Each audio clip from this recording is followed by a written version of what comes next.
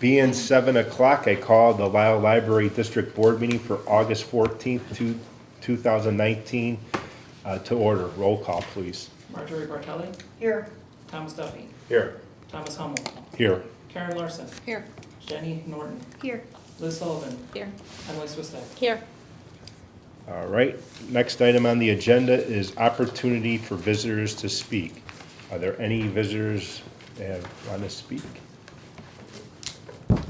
None? Seeing none, we will move on to the next agenda item, which is just assignments for reviewing monthly accounts payable. This month, it was myself and Trustee Duffy reviewed the July billings in August. Next month, it'll be Secretary Swistek and Trustee Duffy will review the August billings in September. All right, next item on the agenda is the consent agenda. Somebody like to make a motion on the consent agenda? To approve the consent agenda. I make a motion to approve the consent agenda. We have a motion and a second. Any questions or comments or discussion or changes to anything on the consent agenda? Seeing none, take a roll call. Thomas Duffy. Aye. Karen Larson. Aye. Jenny Norton. Aye. Liz Sullivan. Aye. Emily Swistek. Aye. Marjorie Bartelli. Aye. Tom Hummel. Aye. All right, the next item on the agenda is a continuation of discussion regarding capital planning options. So this agenda item relates to the library's options for capital planning projects and opportunities regarding our facility. I encourage all board members to voice their opinions, concerns, ideas, and thoughts about this topic. We have some very important decisions to consider regarding our facility, and each board member has equal say in this discussion. First, we're going to have a presentation by the director that will provide a good review of facility discussions over the past year. So Okay, I'm going to set it up probably and pass out some information, and you, Marjorie and Tom might Yeah, want to move back a little bit. what we need is what he's going to give us. Chris? Yeah, that's just Okay, there's nothing that's here. the Yes. presentation, and then there's some supplementary information.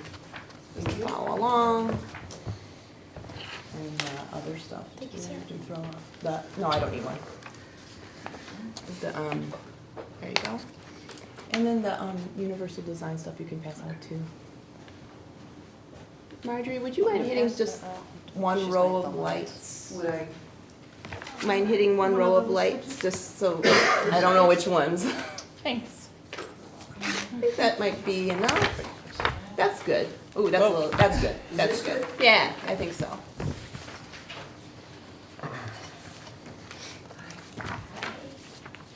Waiting. Thank you. Sorry. Okay. No phone. Helpful.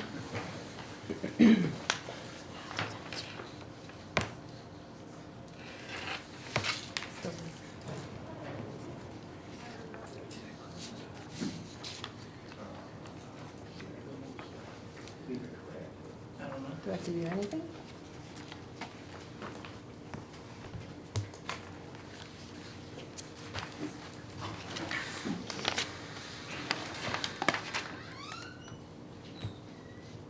Oh, there it is. And other. Okay. All right. So this will look familiar to the majority of you because this was presented a year ago. But for today, I've modified it to apprise the new board members. And it also includes some information. It'll include strategic plan background information, the new FQC recommendations, and my hope is that the review will help us determine where we go from here. So in February of 2018, that marked the first of 10 strategic planning meetings. The first meeting we had reviewed the last strategic plan, the facility steering committee reports, the 2016 strategic plan we had done by Engberg Anderson, and the 2017 community engagement projects. And after that meeting, we had 9 more meetings. And at those meetings, the board reviewed other institutional strategic plans. They discussed areas of focus for the new plan, and they shared ideas about facility improvements in and around the building.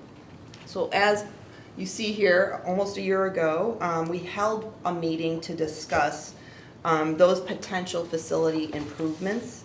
And that's what we'll review today through these slides, with notes regarding the FQC maintenance recommendations. And just a reminder that those FQC recommendations are only about maintenance and or repair. It's not about advancements or innovation generally. So I just want you to keep that in mind. So, oh, I have to use this thing. Okay, so, does that come up big? Board members rated areas a year ago in and around the building, and they indicated areas of high import, whether they were unsure about the significance of an area or they rated it as it wasn't a goal at all. So of these listed areas, I keep going in there, 14 of them came up as important, and 6 of those areas related to the FQC recommendations for maintenance and or repair. And there is some overlap regarding those categories.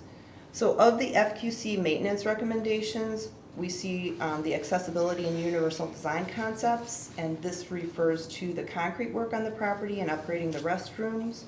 You see the critical HVAC repair work, the detention pond and stormwater remediation, and the provision of electrical access.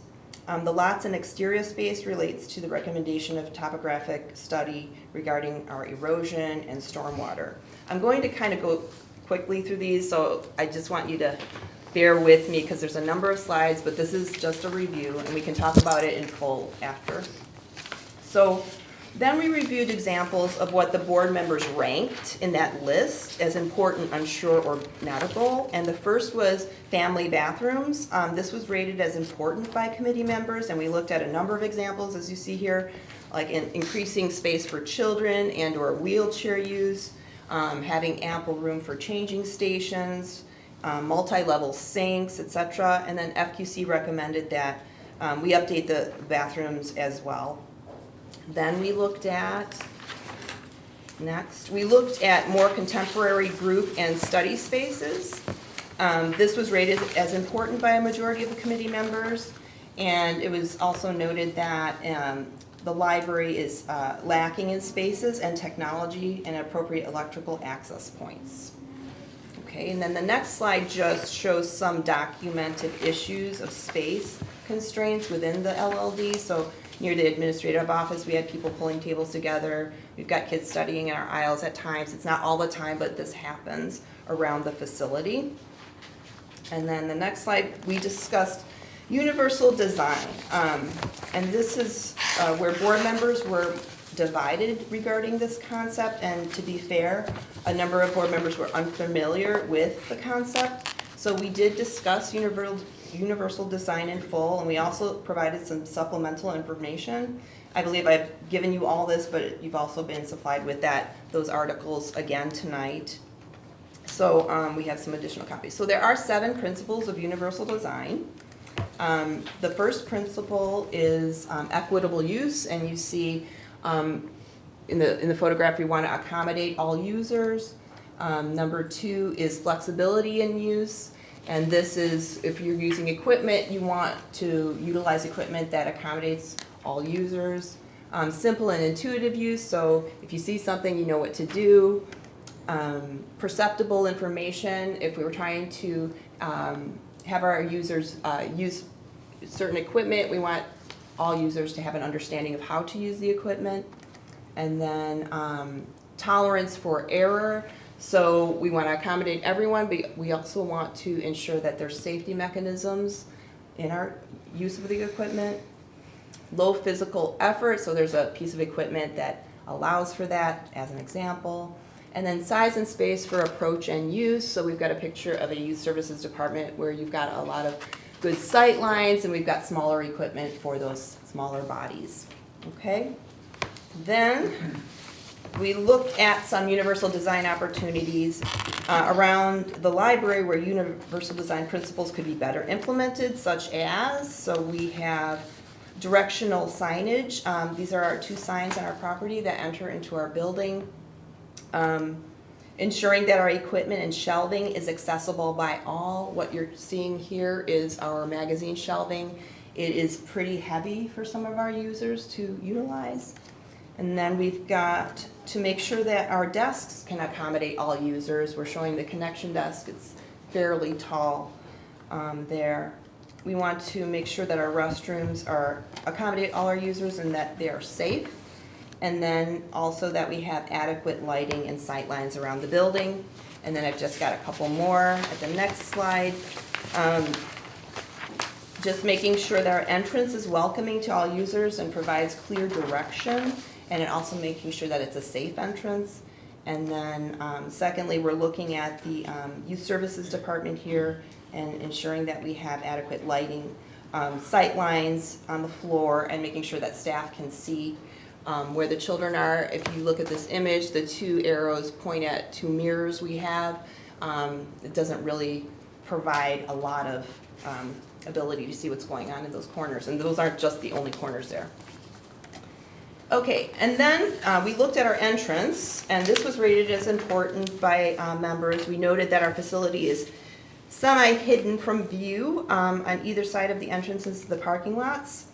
The signage is difficult to see. You can see the little circles, that's where our signage is, and the building is where the arrows are pointing. It's just not very visible.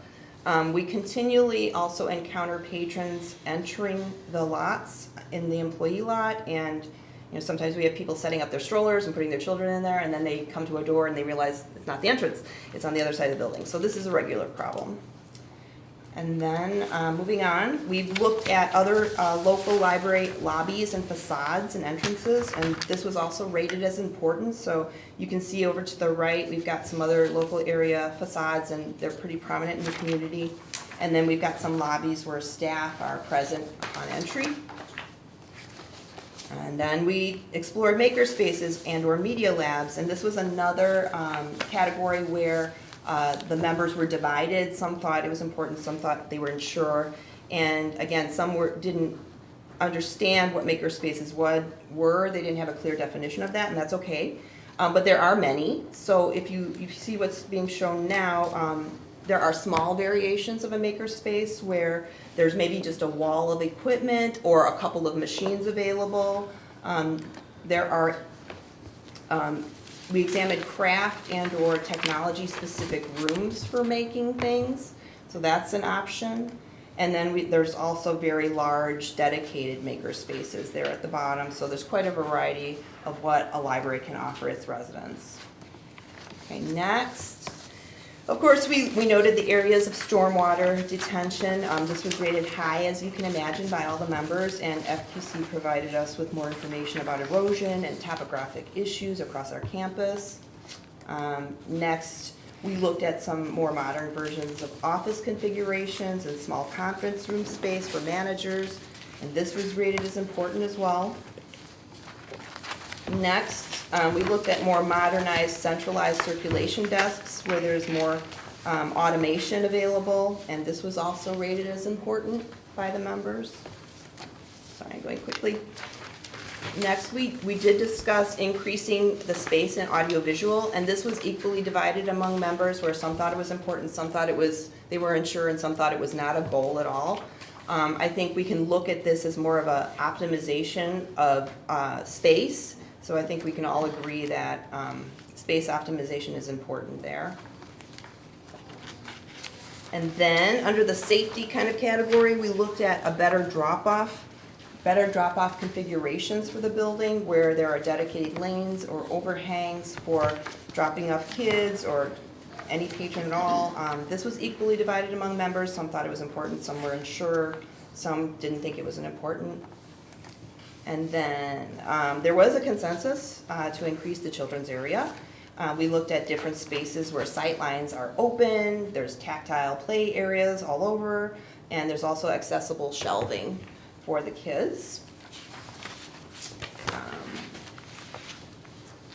So we discussed electrical access and capacity, and FQC let us know that our capacity is indeed adequate, so that's crossed out there, but It's our access points that are lacking, as well as innovative access points. So there's some furniture here, and this was also rated as important by the members.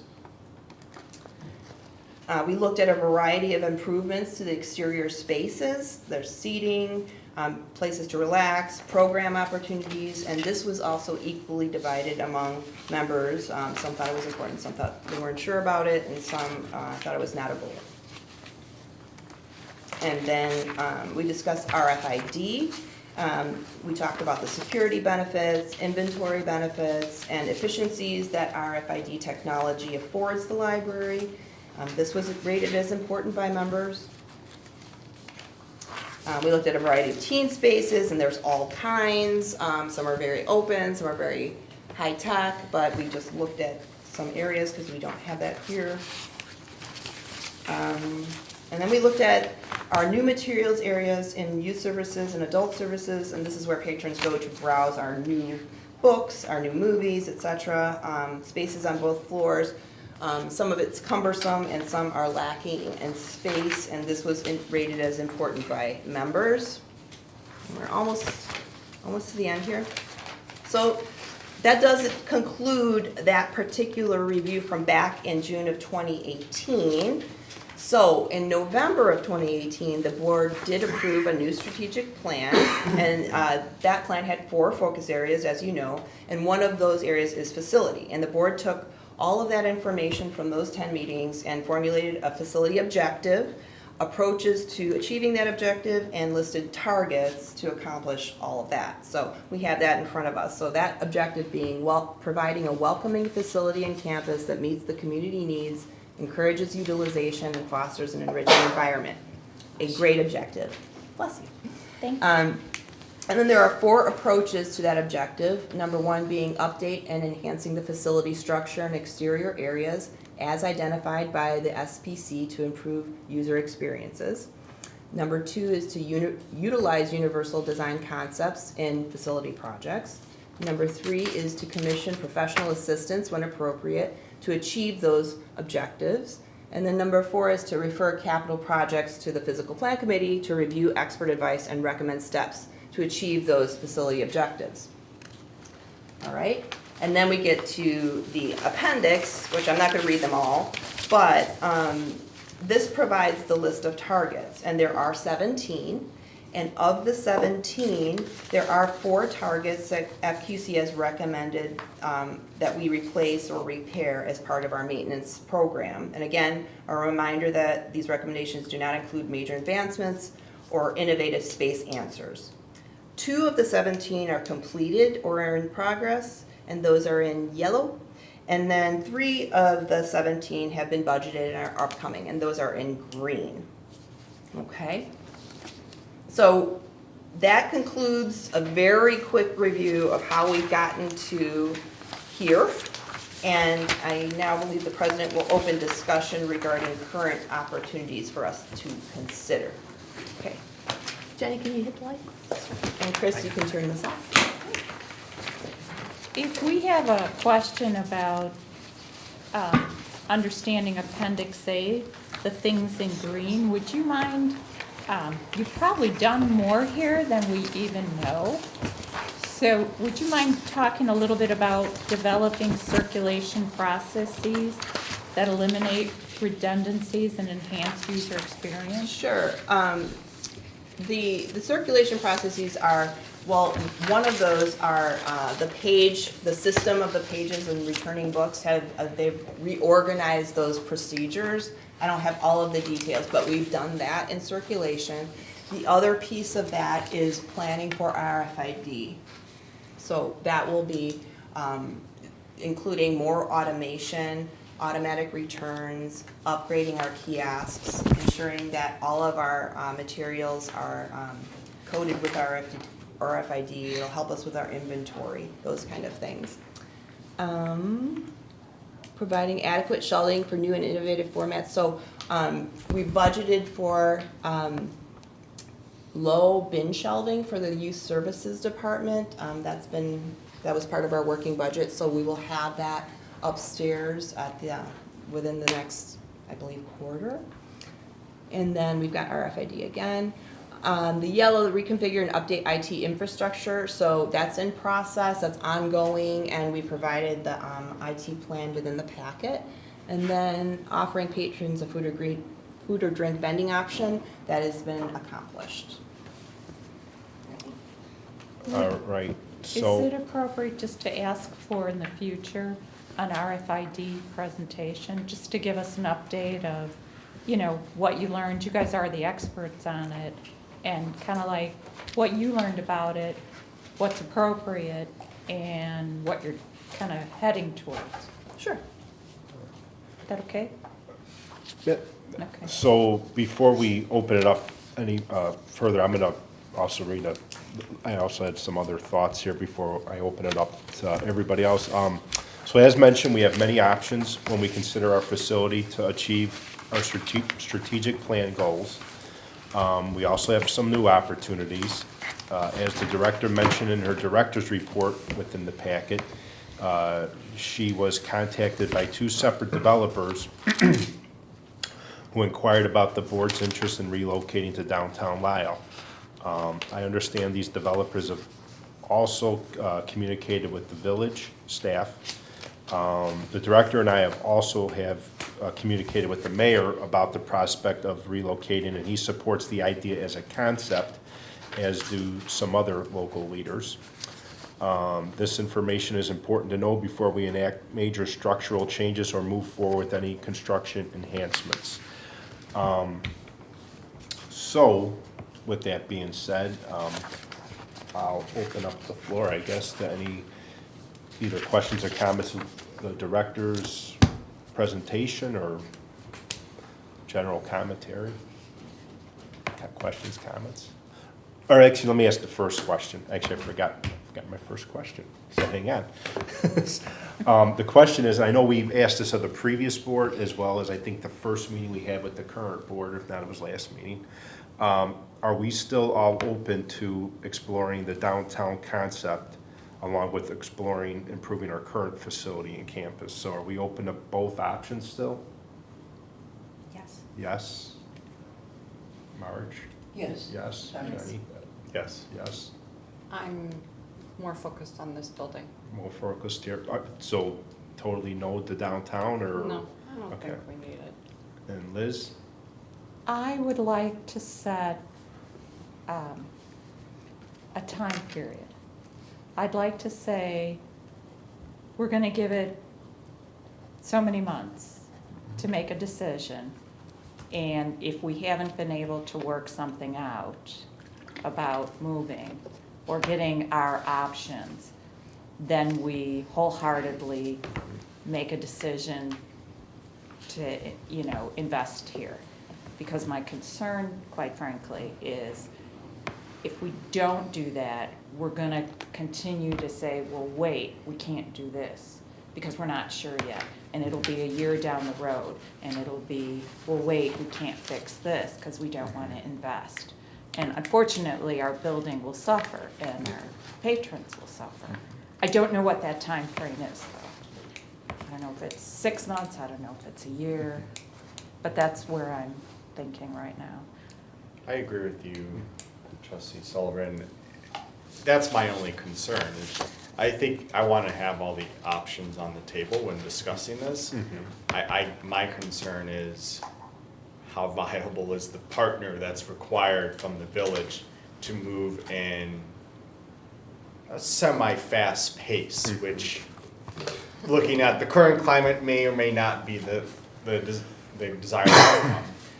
And I don't want us to get stuck in where we wait for a year and a half, 2 years, and now we've actually just increased the costs of the stuff that we're doing. I would want to see real tangible movement almost in the next 3 to 5 months of some type of real stuff coming from the village, of stronger signals than concept. And if not, then we go, okay, then we focus on this building, because this is, from a pragmatic sense, is the best option we have. And not to say that we even would move downtown. This is just to get to the point of considering it. Correct. And I think that that's something that I want to make sure we don't Yeah. wait for We're it. not committing. Did you have anything you wanted to add, or? Well, I'd like to hear from all the. Okay, board members.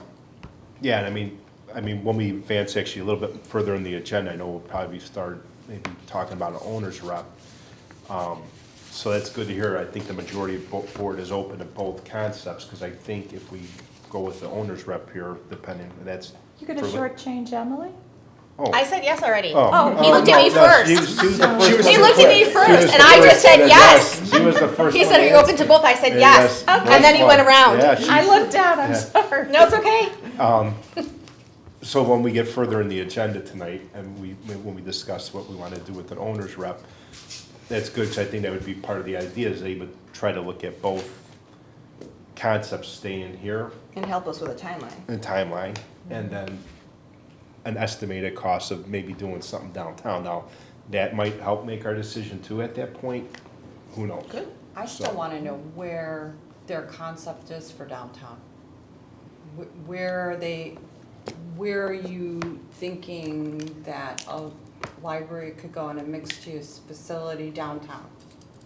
Well, I mean, I know there's obviously the Family Square lot, Which is contingent. it's possible, and then there's two other lots downtown, right? There's between Spencer and Center, I think it is, between School and Ogden, and then the next block, which is Center.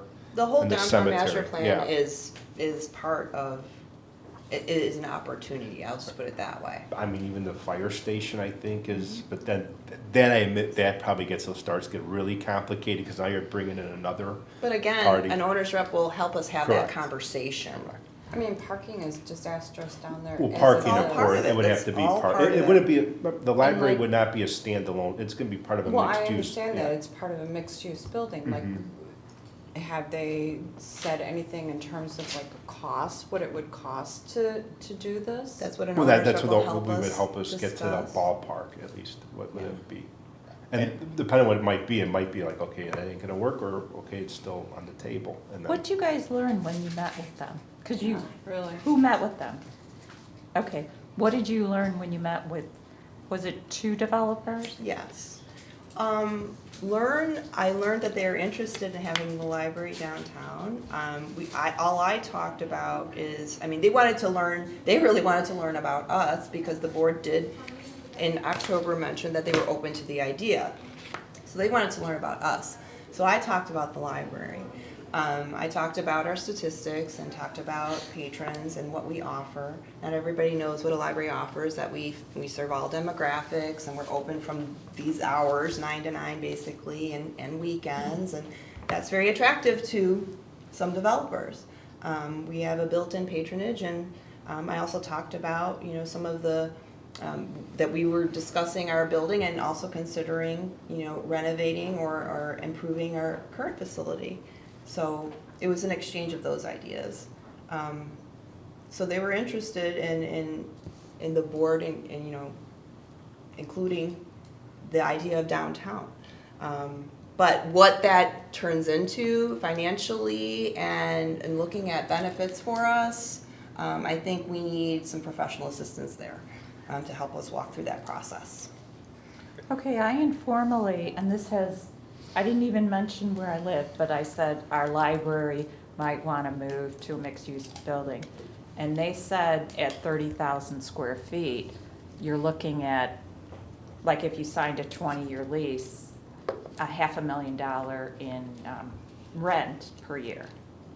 So that just, I don't know if that helps us or hurts us. I don't know if that's a lot I or a think an little. owner's rep will lay out all options, whether it's rent, whether it's we own it, or, they will be able to inform us of those ideas and decision, and you guys can Yeah, make and those decisions. I think we would probably prefer to own. But At least, I wouldn't shut the door totally on, but I. They would- gave me an estimate for Yeah. that too, Yeah, and it so- was 15 to 20 million. Then that. Who's they? Yeah. It's a guy who does construction, and he constructs in DuPage County, and boy, I learned more about substrate and how deep the concrete has to be, and it's very hard to make a library not be on the ground floor because books are so dense. They're much denser than anything else, so they have to make extra thick concrete to hold such density. And so, it's actually a more expensive type of pour. You have to make sure that you've got, extra rebar in it. Well, This is just yeah. back of the envelope. Yeah. It's nobody we'd ever. I mean, and like the owner's rep and whoever were to develop a building, if again, this happens, would know that. And it would be factoring the cost. And if something comes back where it's astronomical cost, it probably would. Well, the maybe- owner's rep will also inform us as to what we do here too. Correct. Those choices. Correct. Both. Yeah. And I think, yeah, I don't want to confuse owners rep by representing us independent of it. I mean, with the downtown, and, Trustee Larson, your comments are on point too, which is, there's a lot that would have to be figured out. And it would have to have the developer that even would want to do it. Hopefully, this is the developer that is contingent on the property. If they're not, that's a whole, and then it'd have to be the village. And then it gets through all that planning, zoning, and everything else that eventually everyone wants. I mean, there's a lot in there, right? And I think, but I don't even want to, I don't say if it's good or bad yet. I think the problem is that to get to the point to determine if it's even a feasible idea, it requires multiple partners to really start engaging tomorrow with us. Because that's going to take several months to a year of just that complexity of it.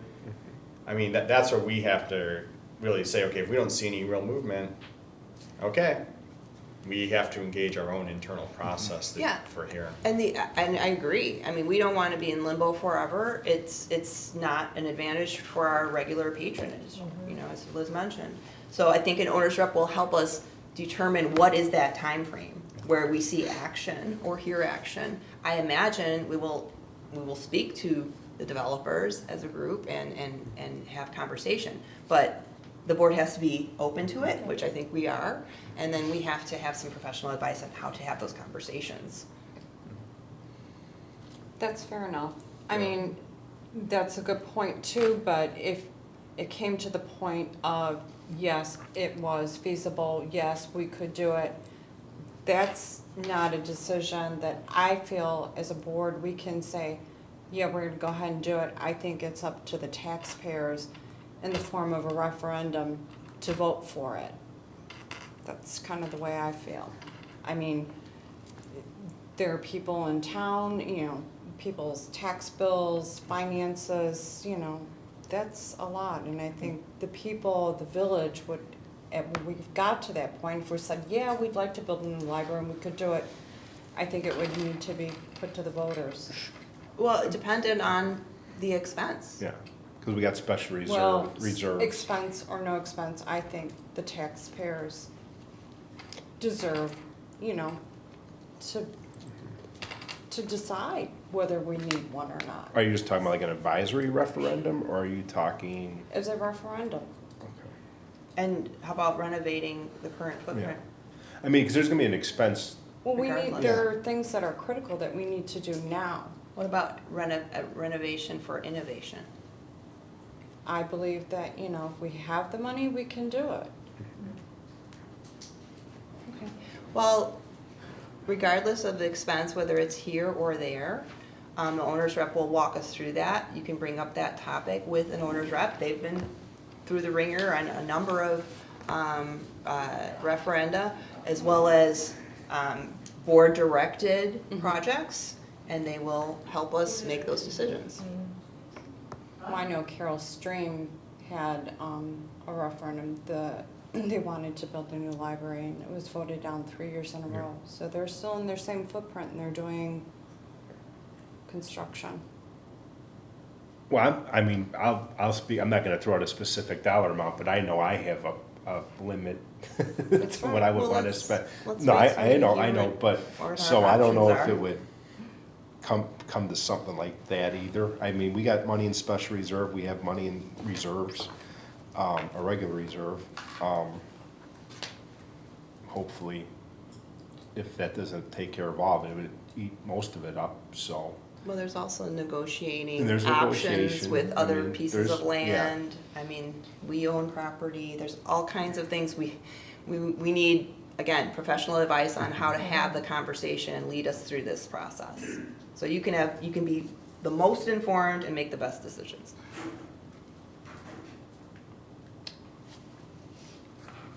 Anybody else got anything? That end of the table, What was that? that end of the table. Jenny? Those I two mean, ladies if down you don't have there. nothing, I mean, that's The fine. meeting's early. Yeah, it's still early. Oh, we still got a lot to go, believe me. It is true. Save the best for We still got a lot to go, believe me. I mean, we're gonna talk about owner's rep a little bit later on when we get into the physical plant section of the meeting here. I think you got your answer about everybody's open. Oh, definitely, that's the key thing. That's the key, at least the majority of the board is. I mean, and there are a lot of moving parts, I mean, it's gonna be, but I think we also gotta keep in mind, especially like for a downtown plan, this is something that's gonna be,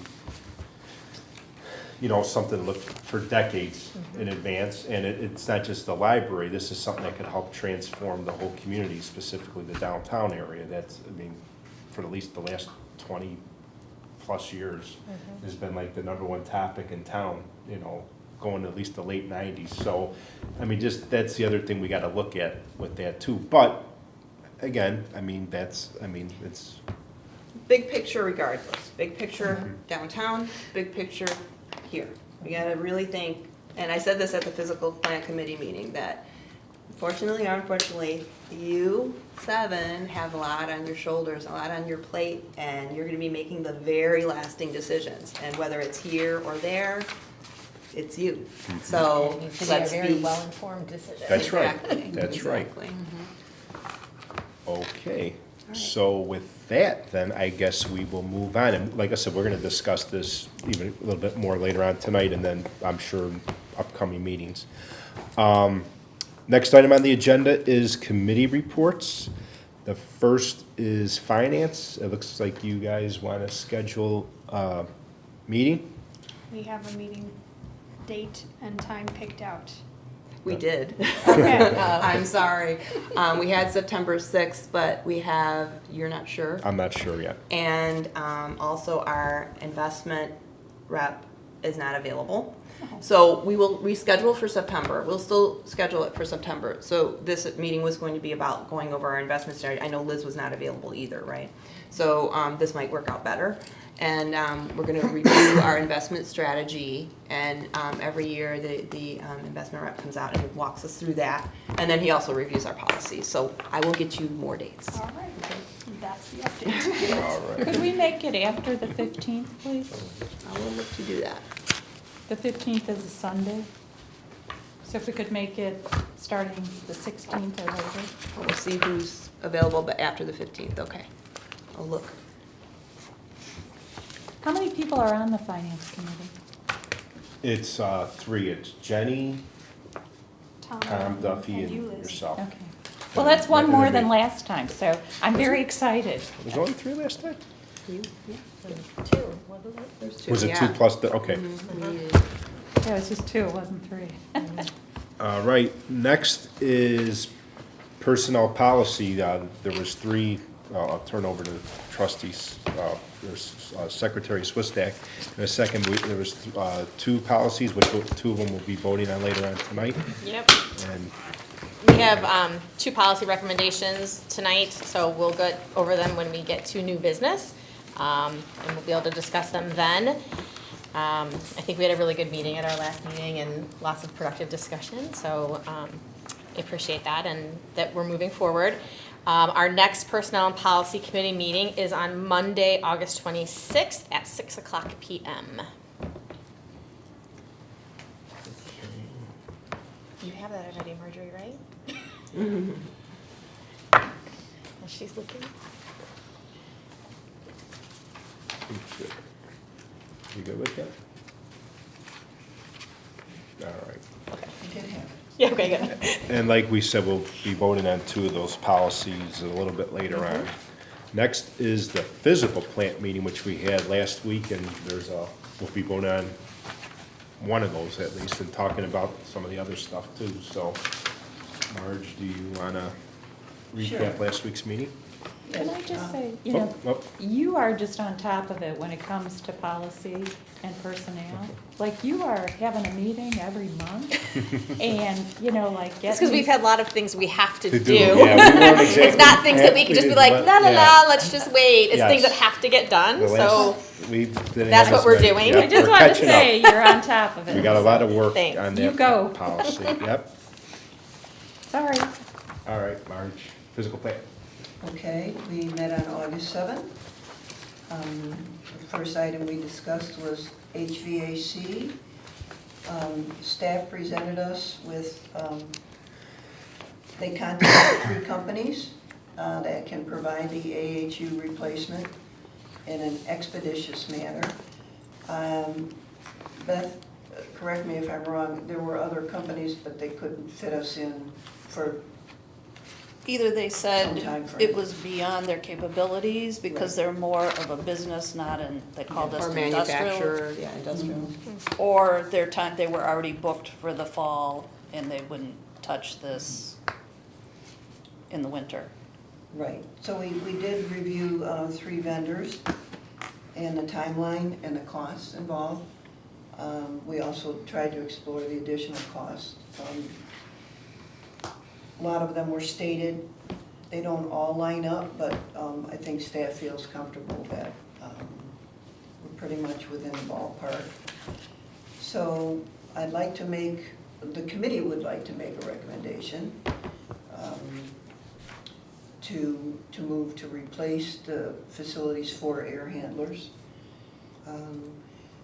And we would go with our current vendor, Monaco, simply because they are familiar with Precision, and that's our software and controls. I don't believe the other 2 vendors worked with Precision. I don't think they were familiar, there would be a learning curve there. Right. Because it's older Definitely. software, right? The older software.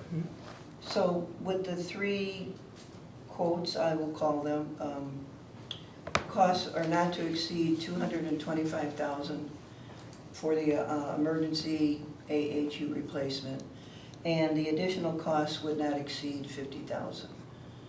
So we're talking about $275,000. Or a little less though. Or less, Yeah. hopefully, exactly, right. So, That's That was that HVAC. one. That was the HVAC, then you had the You got concrete, 4 you items. got a whole bunch. well, I mean, do we? No, because do we're we'll going, make all we're 4, gonna or- go through all okay, 4. My first rodeo Go, here, yeah, so- go through all of them. All right. Because we got to vote on that Okay, later on thank you tonight. so Yeah. much. The next was the concrete, not all repairs, some repairs around, and also with that, a new book drop. We've had several residents complain about the height of it. Some people drive sedans, some have SUVs. We have short cars, tall cars, little people. So anyway. Short arms. We looked at several different areas to be replaced. And for the project, we have the, it's budgeted in the working budget. And along with the concrete repairs, we would modify the drive-up book drop. As I said, accommodate both sedans and SUVs. There's a budget for that also. It's in the budget, rather. So the parking lot projects should not exceed $12,000. And the book drops are about $5,100 each times 2.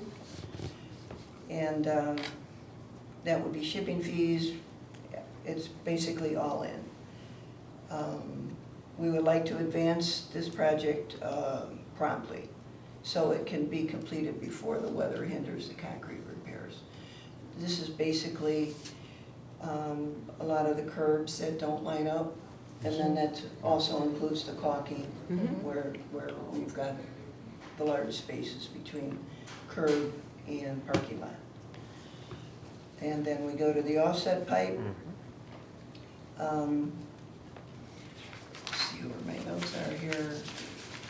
As FQC recommended, we have one offset that Jack Hayes considered something that we do almost immediately. That's the biggest, that's where the break is in the pipe. So Visu Sewer, who also assessed all of our manholes and did some cleaning of the restrictors, they've already done some work.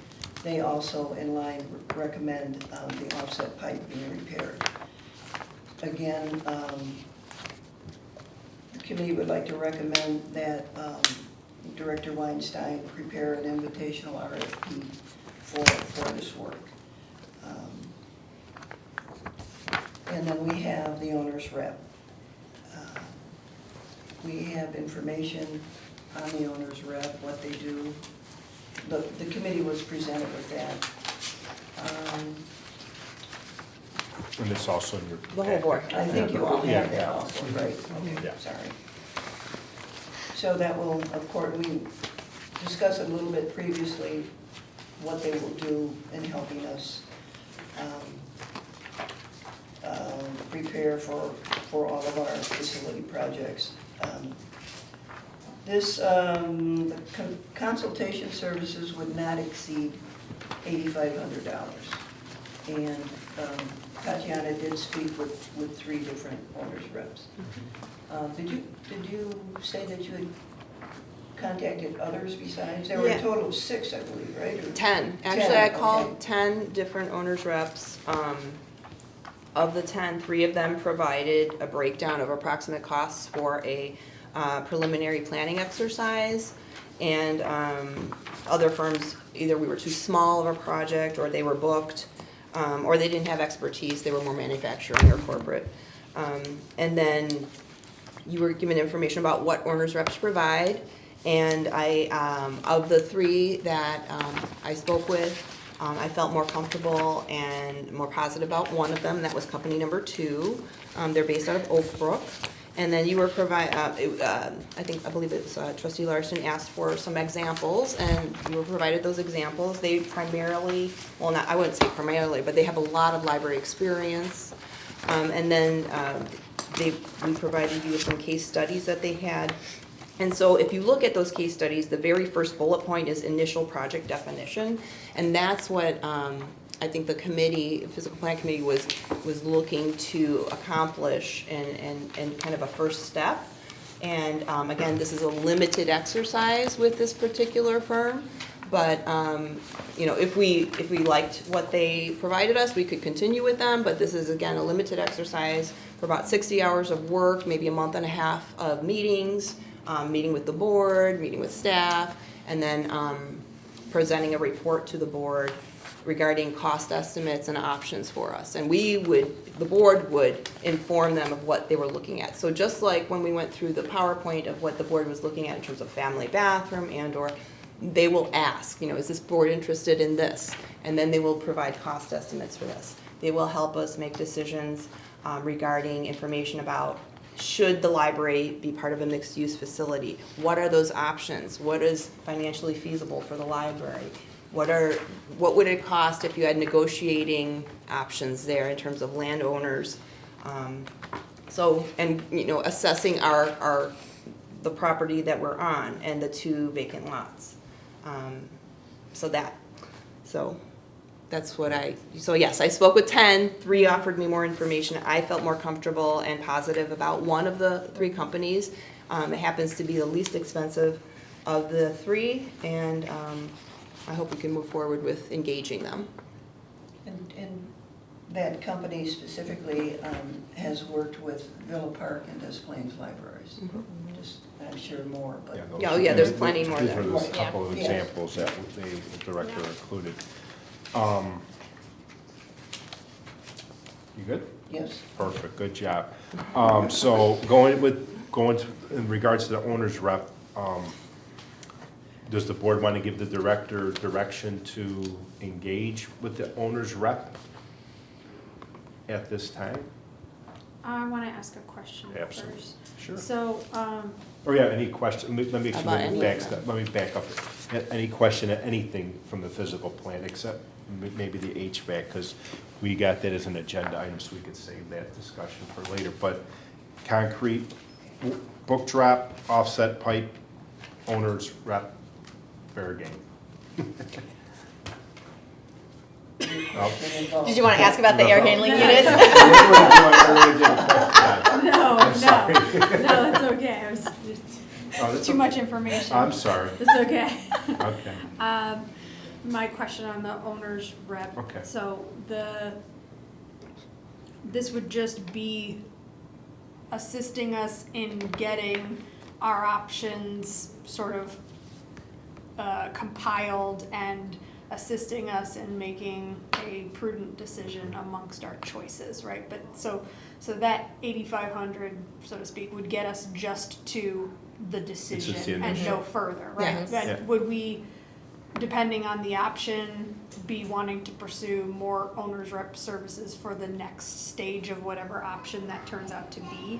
I would anticipate that because we will be, whether it's here or otherwise, we will have construction. And you want someone like an owner's rep to be your partner there in having conversations with contractors and as was provided, what they do for you is they analyze and review your change orders, they provide cost management analysis for you, they pre-qualify your bidders, they'll do the RFPs for you, they have all of that expertise. Yes, So- so where my question is really driving at is $8,500 gets you a very valuable service, but it doesn't get you all the way there. There's then a whole other service Yes. contract for the next stage, which we don't know what the quotes for that would be. Right, and again, this limited exercise is, trying out an owner's rep. It's very similar to what we contracted with, when we contracted with FQC. Very similar process is that FQC provided us a report to, lay out our maintenance plan for the building. And that was, I think we spent $8,500 exactly. I believe that this quote is $7,600 for company number 2. So not to exceed $8,500. I don't imagine it would. So it's a very similar exercise. Now FQC also does this type of work, but I think using 3 or having a choice of 3 other companies to see what they offer us is a good plan to try a different vendor. Would locking in an owner's rep for the preliminary plan lead us to a strong, burden of proof to switch out to a different owner's rep? You know what I mean? Like, I think that's up to the board. Yeah, because this is just for this stage. In Yeah. fact, I think that was one of the things, correct me if I'm wrong, you said at physical plant, you were looking for is a la carte services, so just this, because some of them I think I'm did just- want the whole thing. I'm just looking at for Yeah. comparing it to the only thing I know firsthand, which is home improvements on my own home. It's, you gotta watch out for people who will get you in with a small project at a desirable cost, and then they want your business for the bigger things, and you're already comfortable working with them, they know your footprint or whatever, and you're tempted to use them, but they then now are not competitive on the bigger plans. Sure. So that's the only thing I was looking Yeah. to. So For what- the bigger plans, yeah. we would probably go out to bid. I mean, not go out to bid, but go out for an invitational, because it's a professional service, you don't have to go out for bid, it's not construction services, it's professional services, so we may invite, once we get to that idea, understanding of what we wanna do, we may invite 3 or 4 or 5 different owners reps to propose for the larger projects. Would it be possible to have this owner's rep, this company come and speak to us? Absolutely. In fact, that's the. Before we abs- decide to spend $7,500? Well, that would be part of it, actually, correct me if I'm wrong, because actually, one of the first things I think they're gonna do is meet with the board, which, should we talk about a special board meeting, or is that jumping the gun? I think you jumped in the gun, we've Okay. not made that decision. All right. But I mean, I think what we're looking for is providing direction that we move forward with all of these. So direction for the curb work, the offset pipe work, and the owner's rep work. I just have one other quick question. Wasn't there something about sealing the parking lot too? We've done Well, that was We've done, done that that. was done. Oh, It was okay. in there. Yeah, that's, I guess my question has to do, links back to our strategic plan. Are we ever pursuing, like when we have concrete work done, or when we have parking lot work done, are we ever pursuing saving money by doing it at the same time another government body is having the same kind of work? Bundling? Yeah, Right. Well, I think the whole parking lot is quite extensive, as Jack Yeah. pointed out. There's, That was like a we're 10 not in a yeah, position That was now. like a 10-year plan. I mean, Yeah. that's a 10-year plan. okay. These are really safety hazards right now, tripping hazards, all around. You can see them out there. Yeah, with the yellow. The Right. orange, Right. the It's the yellow. concrete And work. without the caulking, the water is just causing it to separate even more, so. I guess if it's just caulking, that doesn't make sense, but I just know I was in a Park District parking lot. Matter of fact, it's probably where you work. And they redid it. And as I'm, smelling the asphalt, I'm thinking, well, if we're gonna redo ours soon, and they have so many parking lots Oh, that yeah. they own, and the village has so many that they own, if we could bundle them whenever we're gonna do it. So we do the seal coating, is that what you're talking about? I think- Either Or- seal coating or the whole, there comes a point where you also have to replace Yeah. it. So if we could work with either the get there. village. Yeah, that was on, I think, that if I remember with Jack's report, that was like 10 years out, the Got total it. replacement of the parking lot. Got it. But I wouldn't disagree, I mean, either whether it's the park district, or like you said, they do have a lot of parking lots, or the village, because even if it's something when they're doing their road construction, something like that.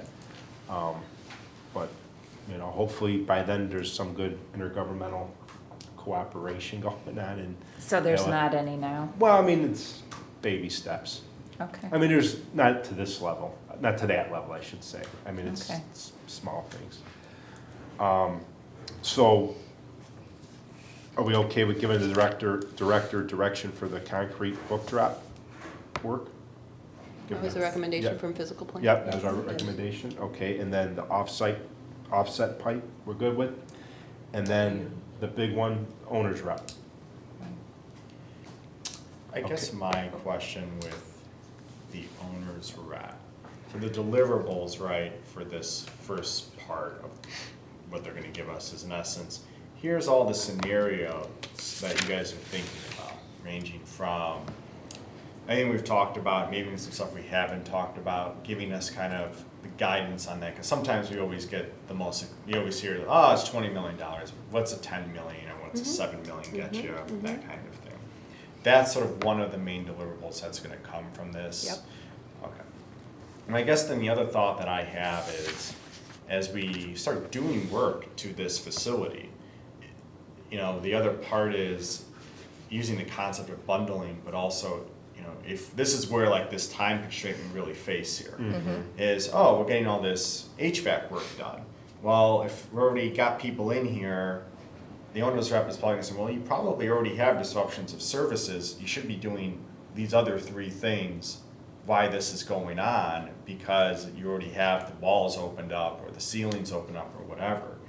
This is the one thing I stress is like, that's my concern, is when we start putting we have to do the HVAC. Yeah. But on the flip side, we also may be increasing our costs down the road, because they may have to come back and open that wall again. They may have to that's the kind of, because we've already identified other issues that we know that have to come into play.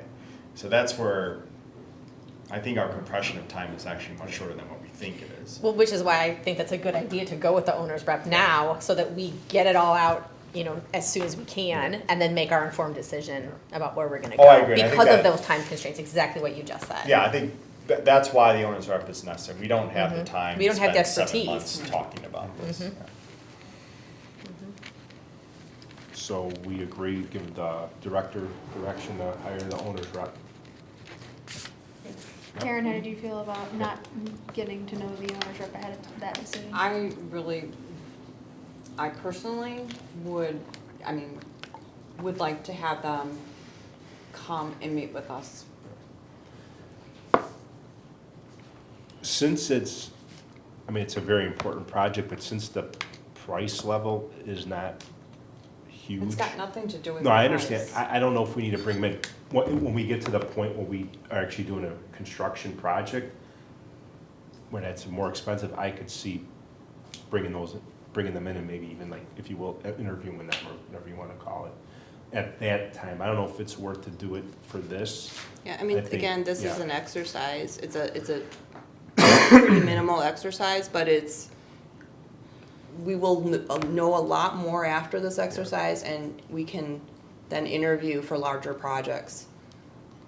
Maybe It's very similar to the, to help this is maybe, can we get an idea of a project or like a deliverable that they've given when they've done this exercise? They can blind out who they did it for, but maybe we can see sort of a sample. all of of these work. examples they've done it for. Well, I think this is the examples of their main projects, but when they did a 1-month exercise for That's an what the entity. first bullet point is. So, So But, this, but I think he's looking for a report. yeah, a like, so specific when report. they did this for Elmhurst, they had to probably produce something that first month. And since I want to see kind of, okay, what did you produce as a sample? So if we can't see them come in, that's okay, I don't think it's required, but maybe an idea of what we're gonna get our hands on, so that way we can at least know. They're just basically a project manager. Yeah, That's all they are. I mean, you see them on engineering projects all the time or other projects. yeah, and we need that. yeah. But if they're just a project manager, now you're With a fancy title. you're making me rethink this, because if It's a project manager called an owner's rep. They're doing the same kind of thing. It's like, I don't. Maybe they are doing though some type of, when They're it comes to providing cost negotiations, analysis. That would But not be a so, PM. but a project Yeah. manager still has to do cost analysis, Oh, okay. and they have to send things out for bid, and they have to produce drawings, and they have to do everything else that goes along with the project. I mean, whether it's working with electrical, whether it's working with plumbing, civil, structural, piping, it's all kind of related. Maybe spin it a different way. What would you try to get out of a conversation with them before deciding on them? You know, I probably just kind of need to sit down and look at this a little bit more. Crazy week. But I'd kind of like to know, like Tom was saying, more of the scope of what they're going to provide in this trial period or whatever. Does that make Well- sense, Jenny? Yes, I mean, your Yeah. comfort is your But- comfort, yeah. and I have different things that I feel like I need more or less of Right. a look at before I'm comfortable deciding. I For watched me, all the that thing stuff. that I'm balancing against this is that we've already talked about the sensitivity of time in our timeline, and so I don't want us to feel like, there's a proverbial gun to our heads to decide today. However, there is a cost to not deciding today, and that's everything pushing out until the next meeting. So for me, that's the more compelling thing in this case. I'm kind of basing off of how we all kind of had a really positive reaction to FQC, and that was at the director's recommendation. I'm kind of inclined to give the director's recommendation benefit of the doubt, because there's already precedent for something that was recommended to us that we universally felt good about. So that's where I'm tipping. And for me, the big thing is that none of us sitting at this table have the expertise No. to do this. We need someone to help us. And just like what you were saying, Jenny, about the time constraints, like if we wait, then it's just gonna push us back even further. That's been our history. I mean, Uh-huh. I think we've had several comments, I don't know if the new members have made those comments, but for the past 6 to 8 years, we've done, I wouldn't say nothing, that's not fair. We've talked about a lot of things. We mentioned these air handlers before I was even on the board, that sooner or later this was going to happen. We've had other projects that we've talked about, and we simply have not acted on them. So that isn't the only reason to go forward with this, but I think it's one of the larger reasons. We need to do something, but by the same token, as far as the moving downtown and staying in this footprint, no, we're not going to spend millions of dollars without knowing that. But these are some of the things that we can fix now. Yeah. Right. And this will give us a preliminary numbers. Right, we've so to already speak. got Right. those things in place, we Yeah. have the money earmarked, and steps Right. are going forward for those things, not for, I get what you're saying, Marjorie. I understand where you're coming from. I wish, my thinking would be, and this may not be right, if we go with the owner's rep, we decide tonight that we're going to do that. I think by the time we meet with that owner's rep, if we could have a special meeting before the next board meeting. I think that's a good. That And was- see what they've done. I would like to believe the glass is half full. We're going to be impressed by what we see. Only because we, as we mentioned, we don't have the experience, project management experience. We just don't.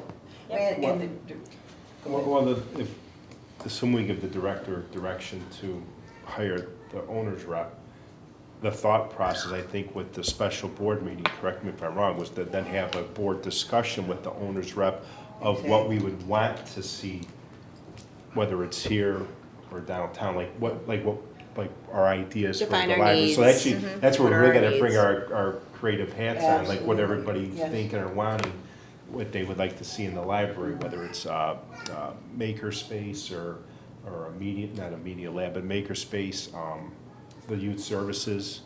I mean, I have some ideas in this current building what to do. I mean, doesn't mean we have to go with them. They may tell me it can't happen, you could do that. You know, they'll give us even maybe multiple options within the footprint. Of course they will. Um, And again, yes, they yeah. will meet with the board, and I just want to say this about Company Two, is that I felt like they were the most flexible. They expressed, 60 hours of work, and that's how we got to the number for all three companies, it's 60 hours of work or a month and a half of work. And then, again, most flexible, and I think they would extend services within that scope. They mentioned, all three, we talked about those hours, meeting with the board as much as needed within those hours, defining our project options, whatever those are, that's up to you, providing project costs for those options, and then presenting a report to the board. So that's the scope. I think it would really help us move forward. Did they provide anything like a proposal stating what you just stated that would say, this is our process, this is our timeline, and this is what our deliverables will look like? I don't have it in full. It was a lot of verbal. There were some email exchanges, but that's why I put together this, because each company had a different way of presenting this information. Really, it's hourly costs, and that's what came into the 60-hour numbers there for everybody. And I'm not trying to be technical here, but I did work on RFPs for decades. One of the things that could end up happening is we could run out of time and not have any deliverables, and we have nothing, we have no recourse, because we did not outline a scope of work, and we didn't outline the deliverables that we need to have. Now, I don't know if that's a risk we're willing to take. I just want There'll be a everybody. contract, right? We will have a contract, and if you want to discuss specific deliverables now, we can do that. And that's why we don't name the companies, so there's some negotiating. But when I was speaking with Company Two, they, again, were most flexible, offered up to 3 options in terms of if we were here, if we were downtown, and we would write out that contract. If you want more than that, I will talk to them, but, Show us what you agreed to, or you I didn't agree to heard. anything. Yeah, but you heard, and you have a vision of what you heard. You had the benefit of having that conversation with them, so you know what they've told you. So to save us all the time of making stuff up from, if you could, either give us like what they said they were gonna do, what time frame, the process, and then the deliverables, and we can just edit it, or even ask them for just basic outlines. They don't even need to do complete sentences, but just kind of what deliverables they would think they'd deliver, what kind of process. You know, it's kind of like we got to start somewhere with something. Okay, I thought I did offer that in the Is it in the handout. packet? Yeah. Why don't you just, Well, just Go working through it with quick. the board for approximately 1 month or 60 hours of time. What meeting- page again, please? it's actually, it's in the stuff we got emailed on Monday. So it doesn't have page numbers, I don't think? Yes. It does. Yeah, it does? I Oh, don't know, my printed one has page No, numbers. this one. only It's the in top here. three Oh, it directors. doesn't, just the- sorry. Sorry. So Further we go. it's with the director's report. So is that those, Was it just in the box that we picked up? could it, yeah, because we just got it Yeah, on Monday, it was a Monday separate, night. it was a Yeah. separate Now you could grab binder mine. clip. You- It was a small Okay. binder clip. Um, In the front of it said July director's report. Got it, okay, thank you. Yeah, I read this online. I mean, it's not super specific in terms of like, it does say 60 hours, because that was the determinant of the cost. But if you want defined project options, do you want to enumerate that? Do you want to say 3 options for this footprint and the option for downtown? That was verbally expressed to me. We can, you know, put that into a contract. Again, it's an exercise that, depending on what the board comes to in terms of decisions, it may not be 3 options, it may be 2, maybe 1. And so, Well, I would think there's gonna at least be 2, there would be one here Obviously, and yes. one Yes. downtown, and there might be multiple here, and maybe even a couple. You know, again, I for think they're downtown. gonna be flexible with Yeah. us with this. I mean, they've been through this before, I mean, I think in the examples here, they had a 1, 2, 3, or 1, 2, 3, 4, 5, 6, 7, 8, 9. Like at least 9 libraries they've worked on, at least in the samples you gave us, so. So I guess what I would think we'd want to do is we'd want to say, this is what we want from you. Confirm that you can deliver this within the 60 hours. Now, So tell me that. outline what your process is going to be to do that, I guess is what,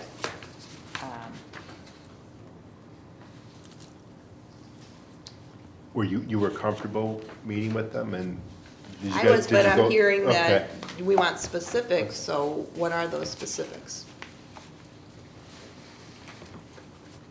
I don't know how we know those right now because we don't have experience doing this. But they said that they're gonna give, I'm sorry, Marge, I'm gonna cut you off. Up Go to ahead. 3 Up to 3 of them. here and the downtown cost estimate of working with the developer.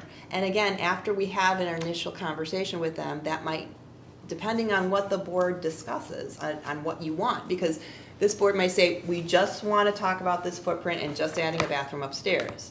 That would change the when we conversation. worked on the master plan, I helped the village board work on that master plan.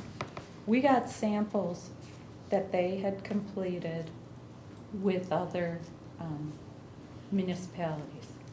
And the other municipalities were, I mean, we didn't get the whole sample, because these things are 100 pages. Are you talking about the legal one? No, not that meeting, that was a goofy one. But what it said is, this is the topic, this is the high-level topic, this is the deliverable. We will give you this, this, this, and this, you know, map of area, this, analysis of the demographic, this, this.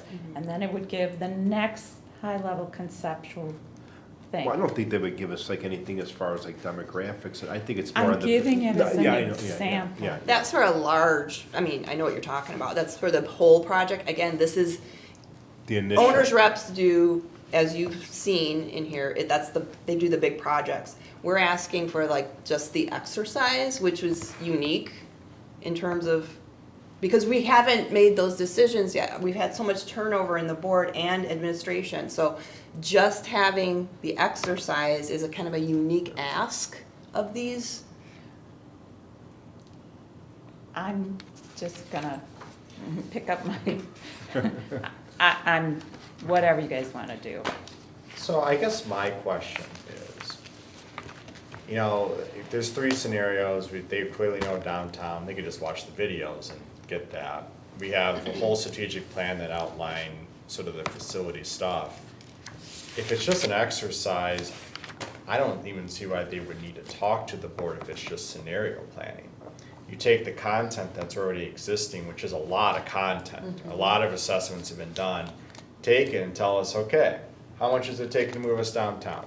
You see, if you took our top 5 or 6 priorities, let's call it like a medium grade renovation of the facility, how much does that cost?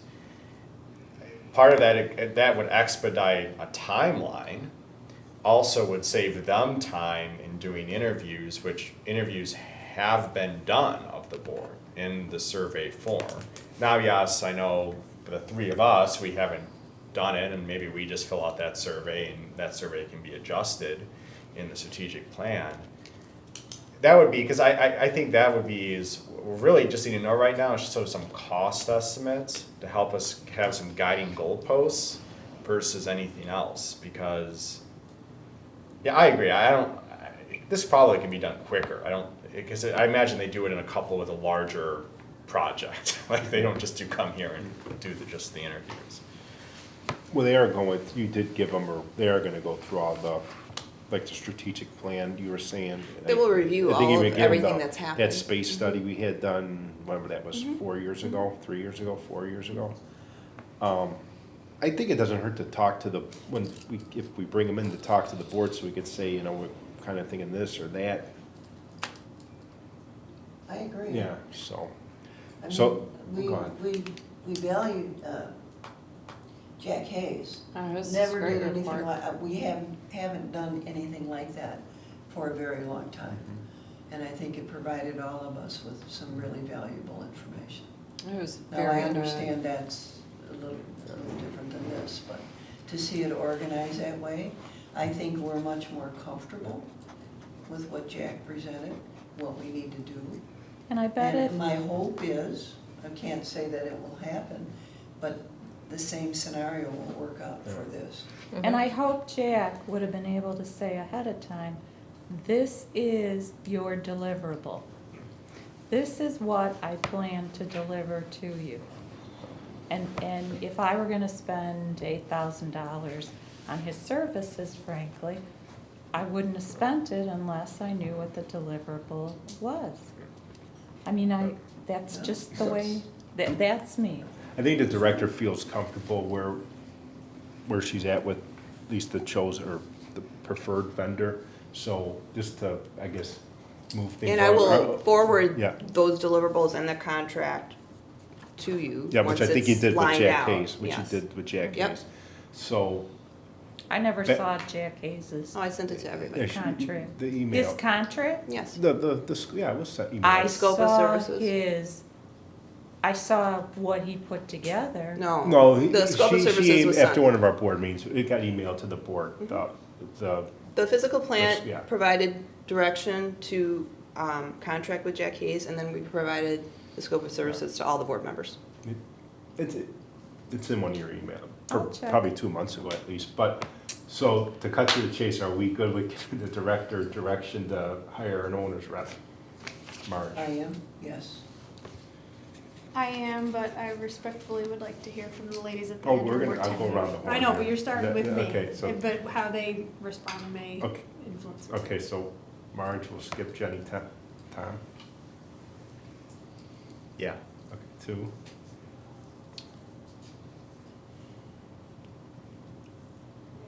You know, I still have reservations about it, but, just so we can move ahead and get something done, you know, I guess, yeah, go ahead, but, you know, I think we really need to focus on getting things done here. Well, this will be part of it, absolutely. So 3, I'll abstain. okay. Want to come back? I'm good with it. Okay, 4. Yep. 5, and then 6, so 6 with 1 abstain, so you have direction. All right. That concludes the physical plant section, correct? Yep. Did I miss HVAC, or is there? That's We're later. gonna- We have to yeah, I'm officially vote sorry. on that. We're gonna vote on that, so Yeah. we'll save that one for later. I thought I was. That's all right. No, that's, That's all right. that's an official voting I almost thing. skipped one here. And then the last thing was, actually, I almost skipped this one, was review of minutes. I'm gonna dissolve the committee, because Jenny and I reviewed the minutes for the past fiscal year for the IPLA report. So that committee's work is done, and we would actually be, we're also gonna be voting on IPLA in a little bit too. I almost skipped that one. Next item is staff reports. Is there any question? Sorry. Excuse me, I'm sorry. I'm sorry. We did recommend to do the curve and book drive, correct?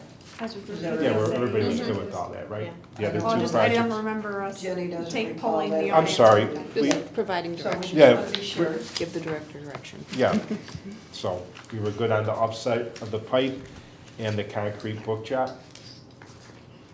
And the pipe repair, it was just to do an RFP, right? We didn't have an actual selection of vendor at this point or anything yet. Marjorie, you wanted me to fill that Well, it in? was to prepare an invitational RFP. Correct, right. Jack Hayes actually kind of bullet pointed that for us because we don't have that expertise, and also recommended 3 reputable companies to invite to give us proposals on those. Okay. How is an invitational RFP different than a regular RFP? When it's under the legal spending limit, so if it's over 25,000, you have to go out for bid. It was like your auditor. Yeah.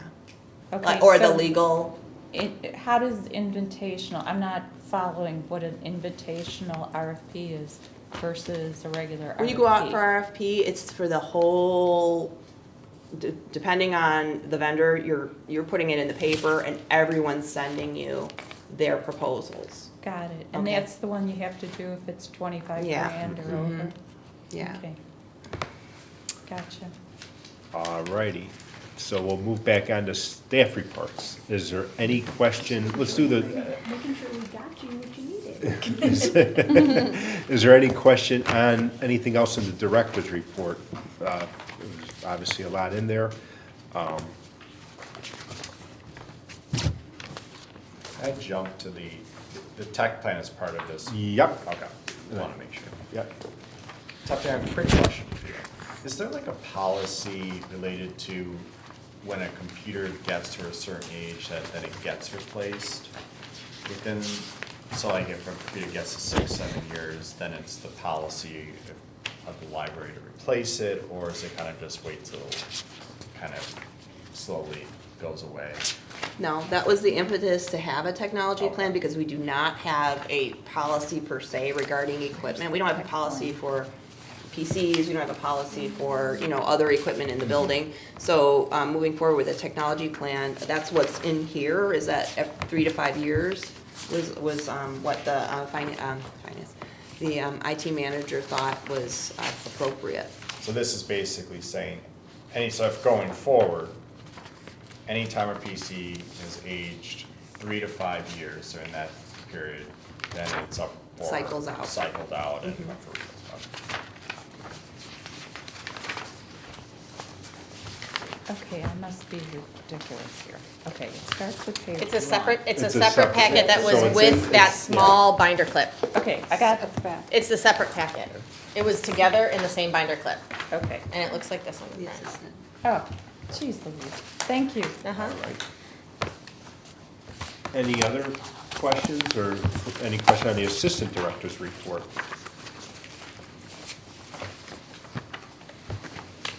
Beth, I have a question as well. Okay. This was the comment we had at the, our committee with the personnel and policy, related to the cleaning of the bathrooms, and how it's only done at night, so there's no like true deep clean that occurs during the day. Do you just have sort of an ETA on what the estimated, when you're gonna get those costs back, so that we can take a look at it? Well, we've made some phone calls, and I believe we were looking I think it was like under 10, under for 10. like a Monday through Friday.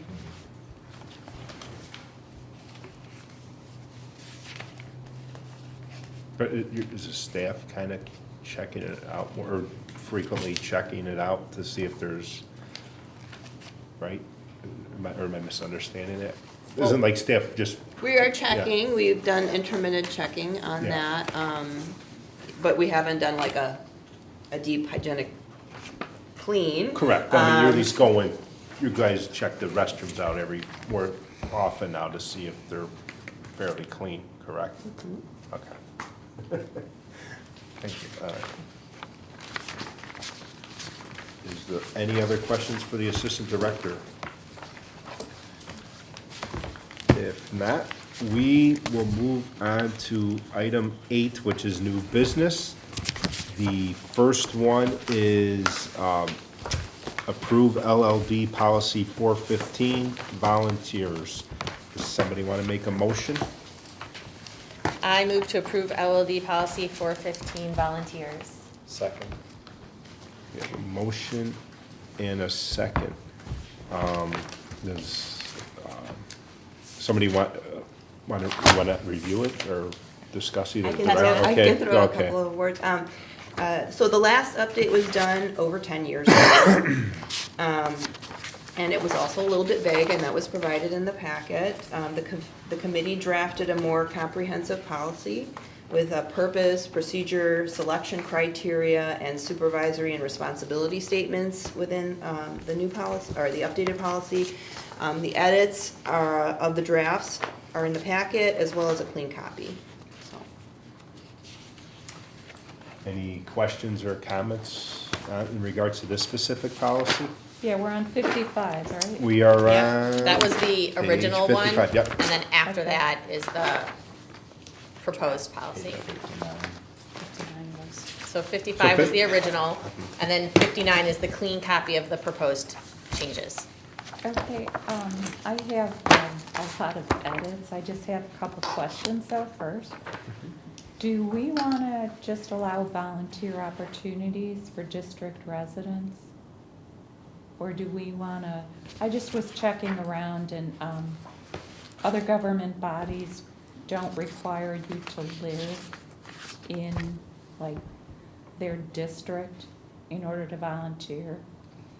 I just thought, just a question I have. Is that mandated or? No, it's not No. mandated, but I think it is also a privilege, and we want to afford that opportunity. And again, volunteering is limited because of the staffing, there's supervisory. So, I mean, that's for the board to decide, just a couple of, some 2 cents there, I that mean- it is a privilege to be able to volunteer. And Actually, is it say in here that? Yeah, it's the very, the the first- top- Okay, district the top residents, right there. paragraph, yeah. But we don't have to. What? What's the difference? I didn't hear what you said, Tom, I'm sorry. So I had marked that down. Technically, if you're not a district resident, but let's say that volunteer had a skill that we wanted, and they wanted to volunteer, they would not be complying with the policy, because they would not be a district resident. Well, let's say the kids over at St.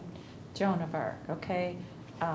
Instead of having them run around here like, you know, little hellraisers that they are, have them, you know, be part of the,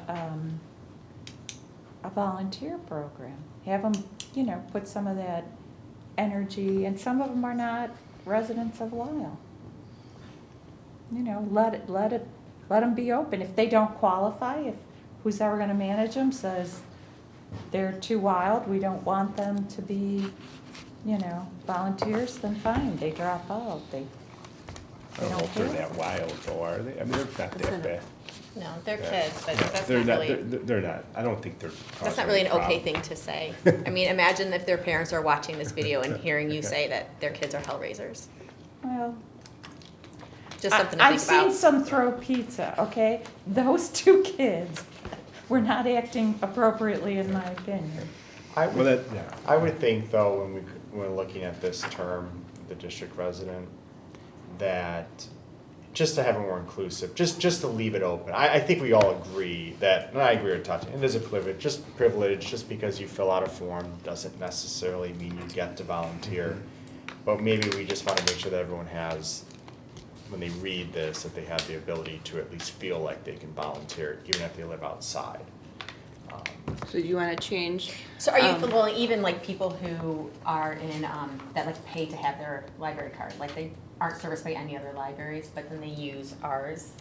You know what I mean? Because we do have people that do that. So is the board more comfortable with just opening it up to, offers volunteer opportunities for the public? Sure. Yeah, I think that's. Because the selection is still at the discretion Yes. of the staff, Yep. so, that means you'll Do you- pick how you see fit. Do you but want- This way, no one is barred at the application At the step. start, yeah. Do you want to have a preference for district residents, or just keep it simple and just make it public? Just Just say for the public, Okay. because, again, they have to go through the process, and they might not get selected, so I don't think it needs to be spelled out specifically in there. And it gives the library director and her staff maximum flexibility. And then under section B then, to become second paragraph, to become a volunteer, an individual must. Oh, instead of residents must? Yeah. Where's that? It would be section B, second paragraph, right B1. above one. Okay, gotcha. Good catch. Okay. Anybody else with any questions, comments? Because I have one suggestion. I know it was either at the last policy meeting or the one before, I know we were talking about, it was mentioned about maybe trying to keep things not as specific or kind of simple, so it doesn't become such grunt work at these meetings, at this committee meeting sometimes. And plus, I think what we would like to do with these policies is, you know, so we don't have to keep bringing them up, bringing them back with whether the current board or a future board, so kind of keep language as broad as possible. And I know one of the things that we added was under the practice, under 2, we have it as the LLD does not discriminate on the basis of race, religion, sex, or sexual orientation, gender identity, national origin, or any other legal protected class in relation to the section and/or retention of volunteers.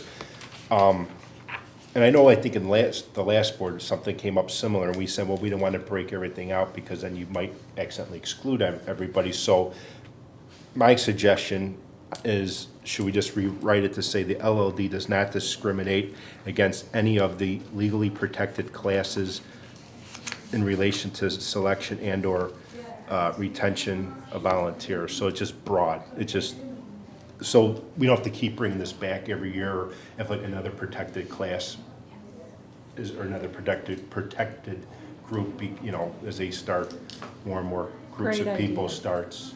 So are we okay with keeping that more broad, like LLD does not discriminate against any of the legally protected classes in relation to the selection and/or retention of volunteers? Yep. Yeah, that's Yeah. good. Does that sound good? Okay. So on the basis, It might be, it might be a little choppy, though. on the basis of Any any legally protected class. classes. On the basis of any legally protected class. So just get Yeah. rid of the race all the way Yeah, up all- to other. Yeah, because right? then, yeah, because as Oh, state, yeah, as no, state and keep federal any. laws. Any Yeah. legally keep any. protected class. Yeah, so as state and federal law changes, it's a catch-all. So we don't have to keep bringing the policy back, whether it's this board or future board, whatever. So Okay. is everybody good with that? Yeah. Can I go Okay. back to the previous page? Is that okay? Under B, second paragraph, where we just made one change, under number 1, after the second statement, it says written permission. Could we put written parental or guardian permission?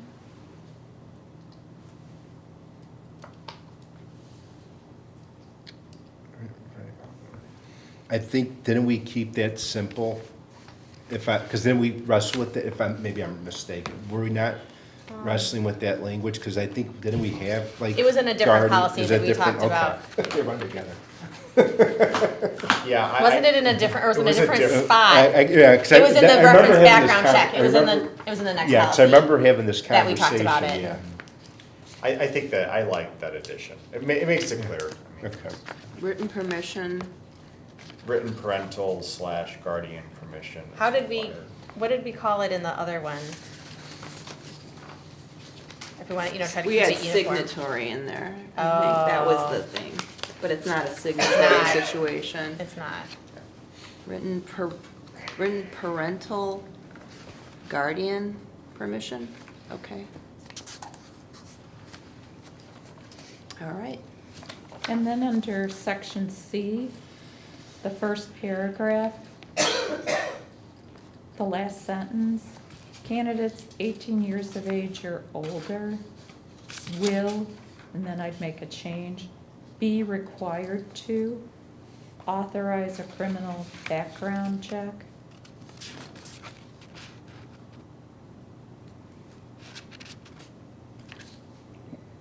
Where's that at again? I'm sorry, page 59? Yeah, still on C. 59. C, first paragraph. Okay. And it's the last statement, where you see or older will be required to authorize a criminal background check. What Well, they I'm- have to complete the form, though. I think that's why the form is in there, because they have to complete the form. Well, what that does is if newer technology allows them, let's say we do fingerprint identification in the future, Mhm.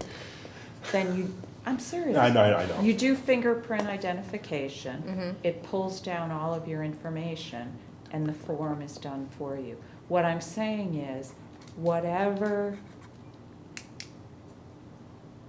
is required to authorize, if we make the statements more general, as technology makes more of this an opportunity for us, then to your point, Tom, we're not changing the policy.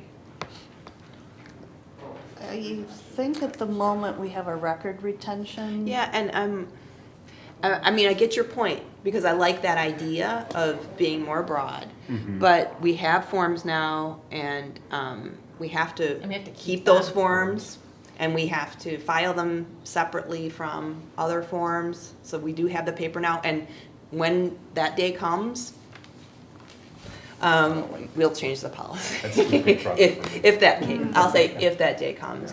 But, yeah, we have certain, requirements, That's like a yeah. record retention. That Yeah. kind of triggers record yeah, retention. so I think it's important to let people know that they will be filling out a form. And it is paper. And it could be electronic form, even if that day comes too, so. Provided instead of Provided, given, yeah. maybe. Okay, and then on the last statement, I would change, if you go to the last line, Of Where? the last, of the whole policy. that same page. Oh, the same page? Yeah, applications shall be retained for 1 year for future consideration. Oh, instead of kept. Yeah, and the reason being is because I would think as we move into the electronic age, we're not keeping things in paper files, we're moving them electronically. These We are have paper to files, keep them though. in paper. Yeah, legally, these documents have to be Yeah. papers. But yeah, I agree. with you. Retained covers it either It way. does. Yeah, that's fine. If we're fine with retained, we'll change it to retain. And did we, I'm sorry, to go back to that first paragraph in C, do we want the word will be given to be changed to will be provided instead of given? Do we like that better? Did someone say that? Because I wrote that down. That's fine. Yeah. That's fine. Okay, we like that. Okay. Okay. So we have a number of changes, so, We need to amend. you want to amend your Okay. motion then? Oh, wait a Oh, minute, No, or there's still more? Okay. Okay, sorry. did you have one, Harper? Your turn. It's Jenny. Oh, I'm not it's gonna Jenny. propose the change, I'm just gonna point out, because my mother's an English teacher, that in D, supervision, you may wish to have a line break between the first sentence and where supervisor shall begin. That's. Oh, just because of the spacing with the other ones? Yeah. This, Only one. just the spacing. Because of Oh, the But spacing. Here, I'm not here, gonna right? fight you for Yeah. it if you Okay. don't No, want it. we'll do that, We because, will. Because, So, I'm glad you. because, Okay. so yes.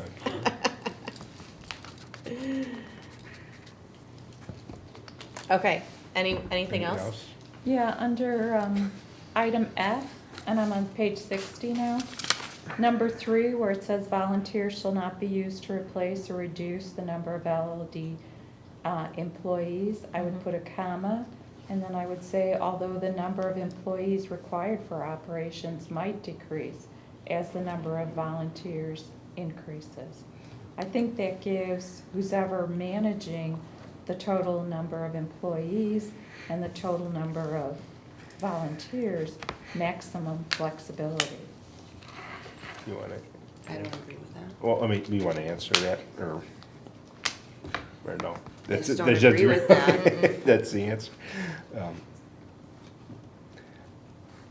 I think this is a statement that says that volunteering is very separate from being an Employment. employee. I mean, that's just a clear statement.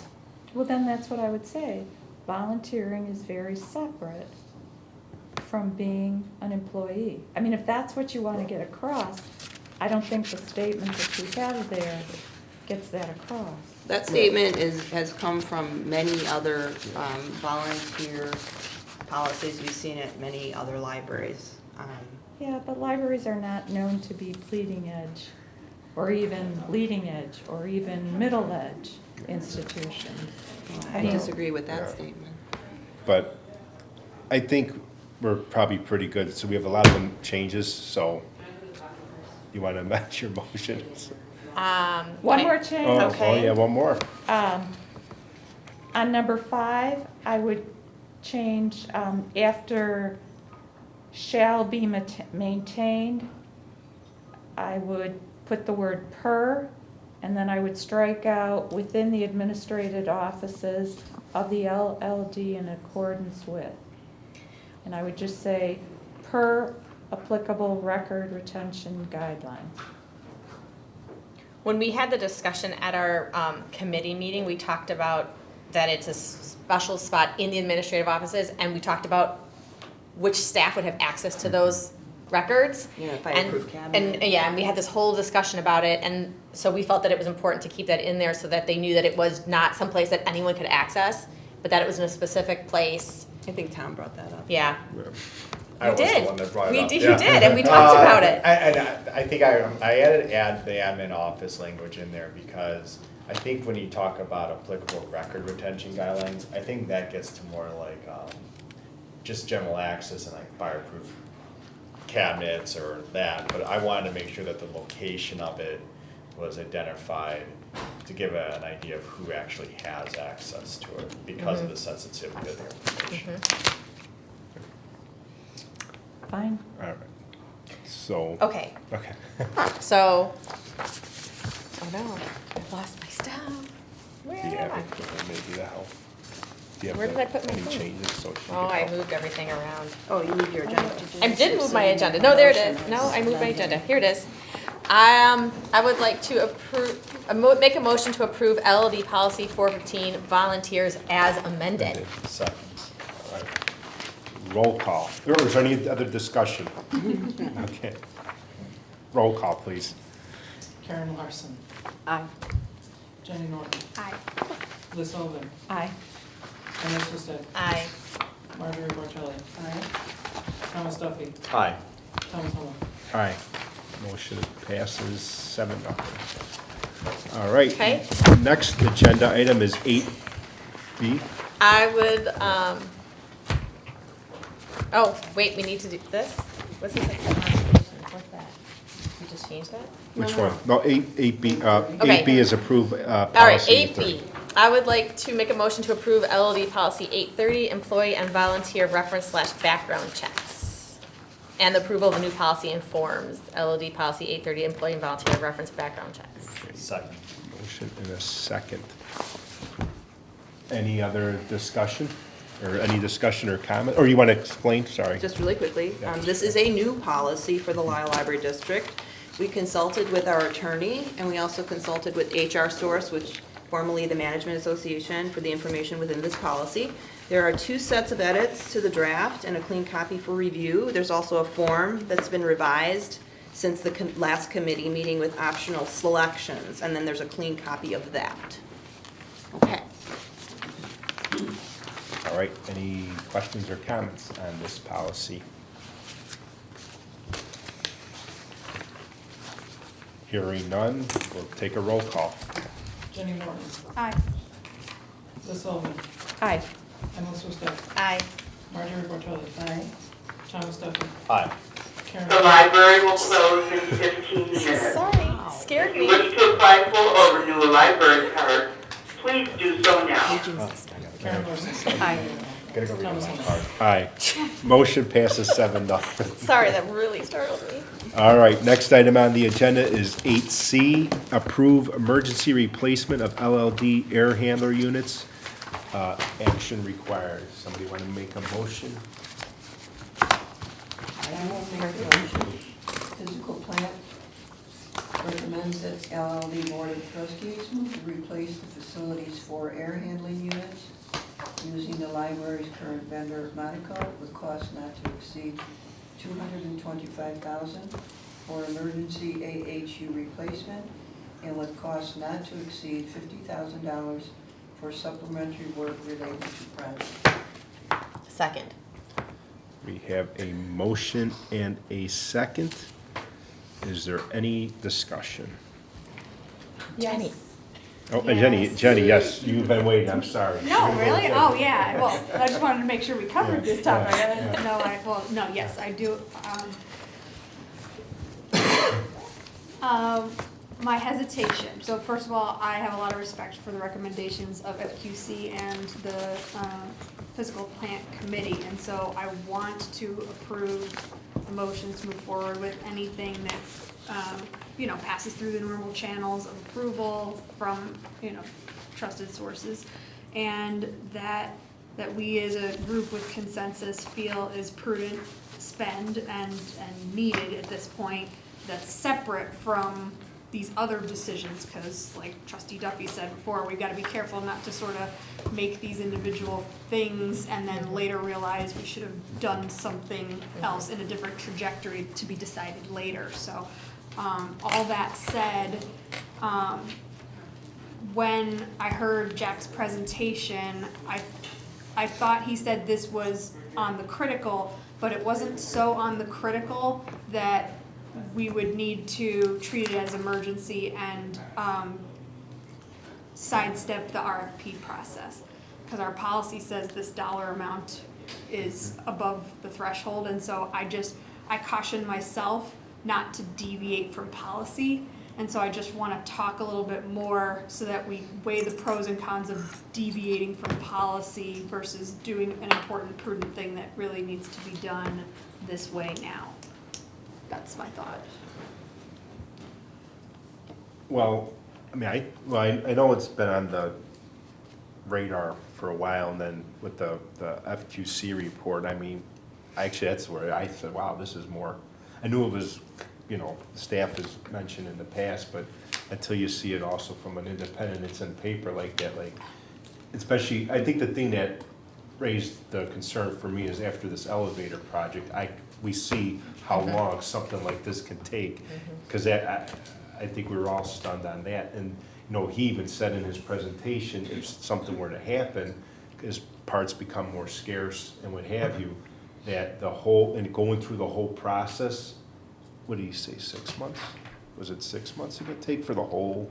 It could. Yeah, up to 6 months. I mean, the whole time thing, which I could believe, like I said, going through the elevator project last year. So, there are 2 choices. I mean, there's the choice to treat it as an emergency project, and you felt, what I'm hearing is you didn't feel like critical meant emergency.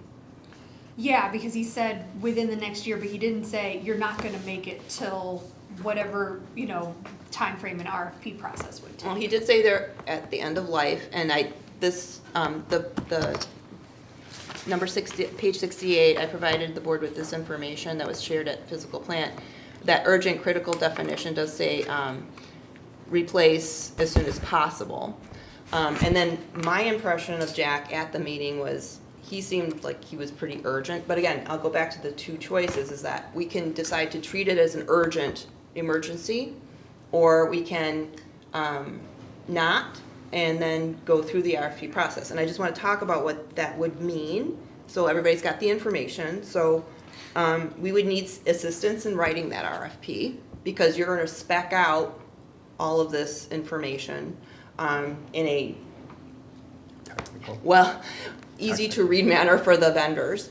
So we would have to have someone do that for us, and then you put it out. So I would imagine the board would want to look at that, so that would be another meeting, okay? That's 1 month. And then you would allow 1 month for bids to come in, which means all bids, all vendors. So depending on how many people want to bid for this, we could have 5, we could have 50. And then, so that's another month. And then we're gonna have another month for the board to select that vendor. And then, in the meantime, 1 or 4 could fail, or 2 or 3. And that's just a possibility. And if that happens, that means either closing the library in full or in part.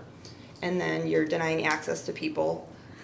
We may have to rent equipment to get us through, depending on how severe the problem is. So those are just the facts. And the board can make the decision of whether or not to treat it as like kind of an urgent, critical emergency or not. They could work all the way until spring. That could happen. But I felt that the urgent and how he presented it, it seemed a little bit more on the emergency side of things than not, but they could make it.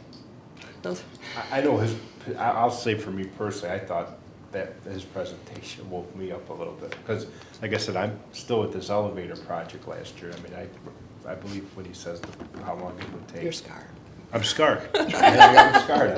I'm not gonna lie. So, I mean, I agree with you. But I also agree with you two as well. Playing down the middle. It's kind of like we're a victim of the decisions in the past, where this is one of those times where unfortunately, I would have loved for this to be RFP'd out. I think that this is also where, again, the owner's rep would have been very helpful, because they could have probably done a little bit of this and managed that whole process and probably allowed us to go through this. But because of the non-decisions that have been made, I think this forces our hand.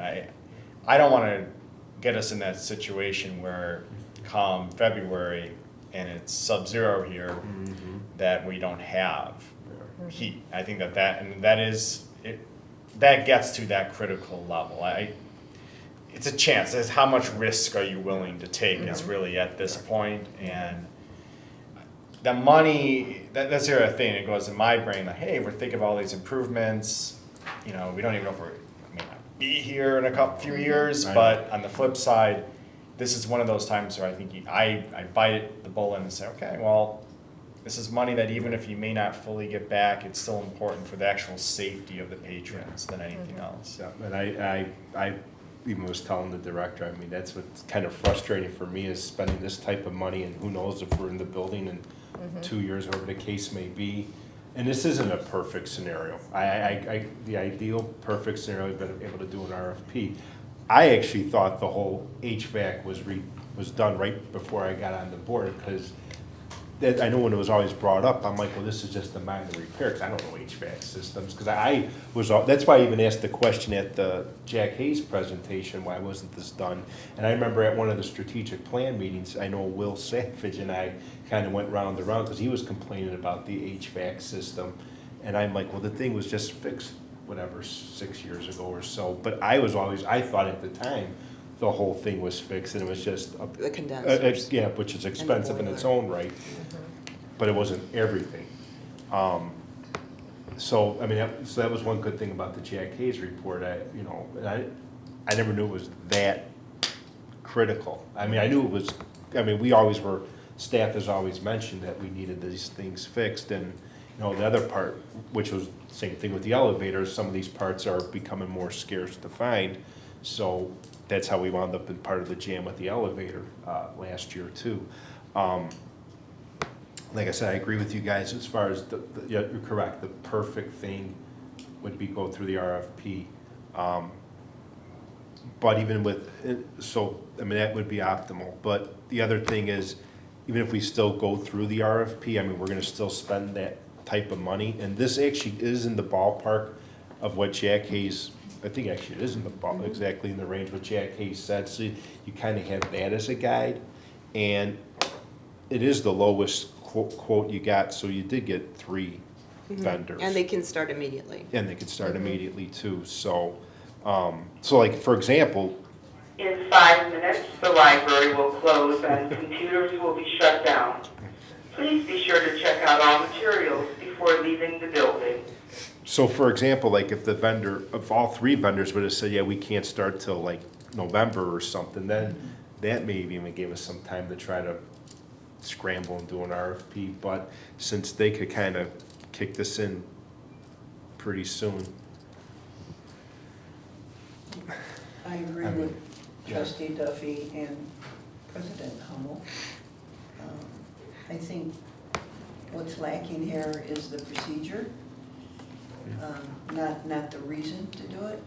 I would prefer we go to RFP, but I feel strongly that I would hate to have to, not that we may have to do it anyway if it happens tomorrow. Yeah, exactly. Answer to the residents of why the building shut down. I think this is a vital, vital resource to our community. I've spent a lot of time in the library recently, and the amount of people that come in and utilize this is their go-to place. It's really vital to the community. And we have no way of predicting whether these things will fail or not. But I'd rather err on the side of being prepared versus having to wait. I would agree that we should do this. Maybe going forward, we can bundle some of the other things that need to be done and do them, like, do an RFP for the, like a bundle type thing, and then follow procedure. Go ahead and do, would you feel comfortable going ahead and doing this and then other I'm things that actually, my concern is less about the competitiveness of the bid. Just the process. It's what precedent are we setting for what an emergency is defined by? And since Jack didn't say, you really better do this before winter, I didn't hear emergency in there. I also don't wanna be part of the board that decided something that caused the library to shut down for weeks or months.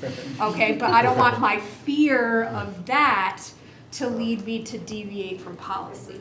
That's where I'm stuck here, because what are we saying emergency is defined as, and are we doing our job to comply with our own policies? Is what I'm trying to challenge us all to make sure we're comfortable. No, I agree, going forward, we need to make sure that this doesn't happen. And Are there anything else that needs to go to RFP that we classify as an emergency? I guess I'll ask no, that. I don't think there's that any question. really Well, I coming think up. that Jack Hayes's presentation really defined the critical issues for us, and we hadn't gotten a report like that, as I think Marjorie mentioned, for many, many, many years. And we find ourselves in this position where we're kind of sweeping up after maybe projects haven't been addressed in the past. So this is one of those that we need to address. I'm gonna go out on another limb and say, we're putting this under the definition of a safety issue. Yes, But somebody big tell time. me worst case scenario, it's that in the winter it gets too cold where an air handler that went down is. So like, we're talking about, you know, a section of the library, or we're expecting all 4 units to go down in one season, and then it's too cold for anyone with space heaters or anything else that you could supplement with to handle.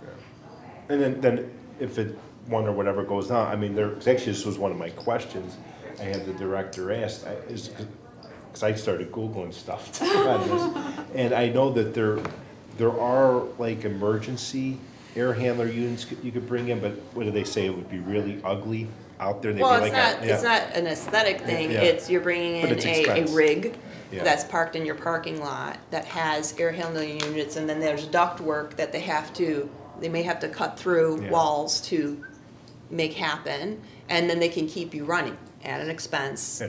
at some space issues, parking lot issues, and maybe some structural stuff. So there are ways to make it work if that But I happens. think it's But that's pricier. worst case scenario. Yeah. And that's worst Yeah, case, to you're me, right. like, when I'm thinking safety issues, I'm I mean, thinking about yeah. making sure people Yeah. are, their health is not in Sure. danger, that kind of risk. Absolutely. What happens if just one air handler goes down? An area of the library may not be able to be The accessed. library is now closed. Like- Good night. I mean, because. Like youth services department, Okay. let's say. That's an air handler. Okay. So we're not talking about if one goes down, closing the library. I mean, that is a scenario. All of them they're all the same age, aren't they, Beth? They're 35 to 36 years I old. was 37. Oh, sorry. These are 30, those are 37. Oh, Okay, so they're according to Jack, they're at their end of life. Leave it, Mom. And, and Monaco said, they've cobbled together to make them happen. So one could go down, two could go down, three could go down, four could go down. In the past? None. Have any gone down simultaneously? I don't think so. I don't think so. We did have an extended outage in youth services for air conditioning. And we've had maintenance. I mean, Right. we have a maintenance contract for the HVAC, and we've had one go down upstairs. We've had some go down on the west end. We've had Monaco, our current vendor, come in and do a repair or change a sensor. Again, Band-Aiding probably a situation, but we've never had a full conversation about where we're at in terms of life cycle until we had Jack Hayes come in and do this.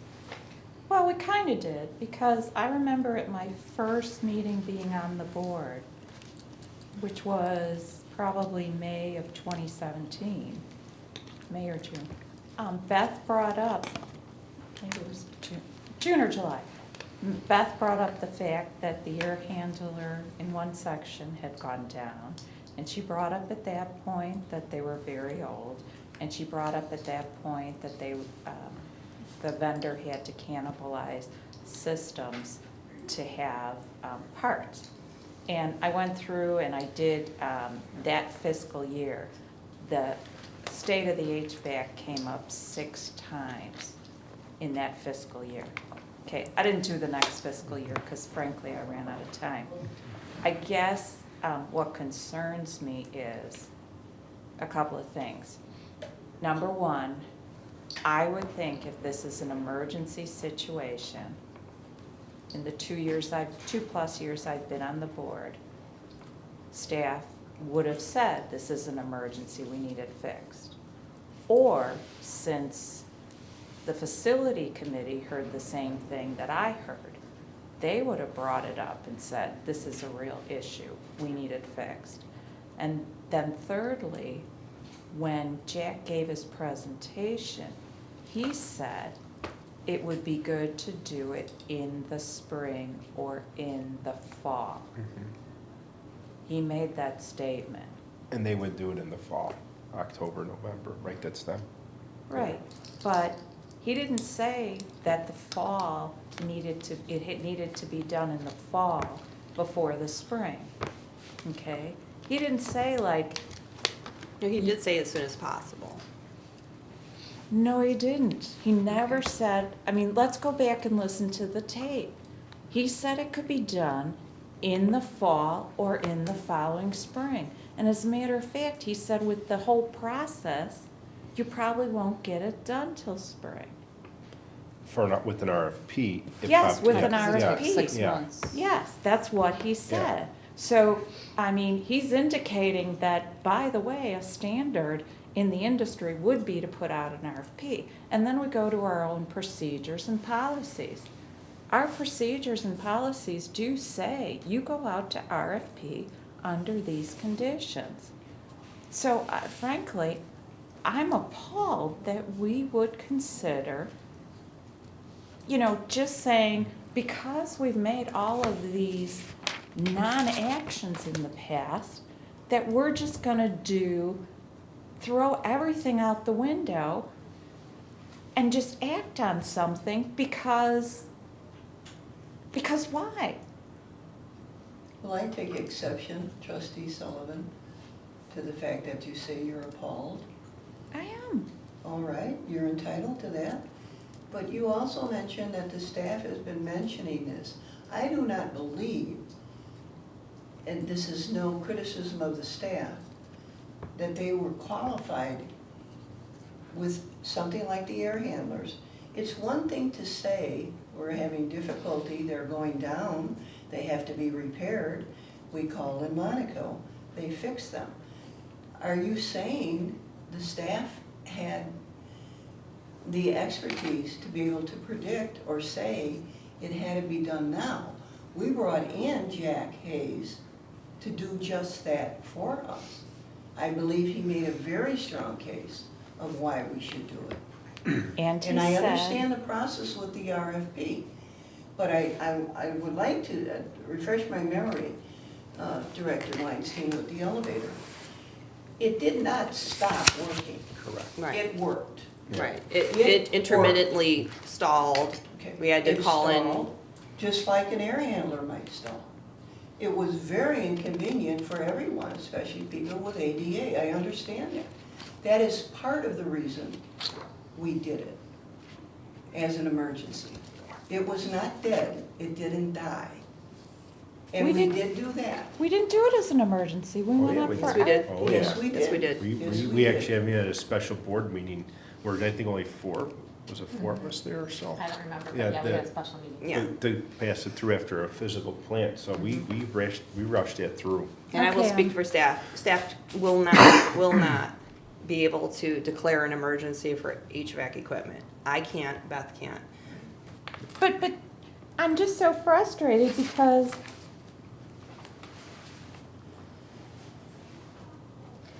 everything we do, it seems then, because I wasn't aware that we bypassed normal procedures for the elevator, because our You argument at voted this, for it.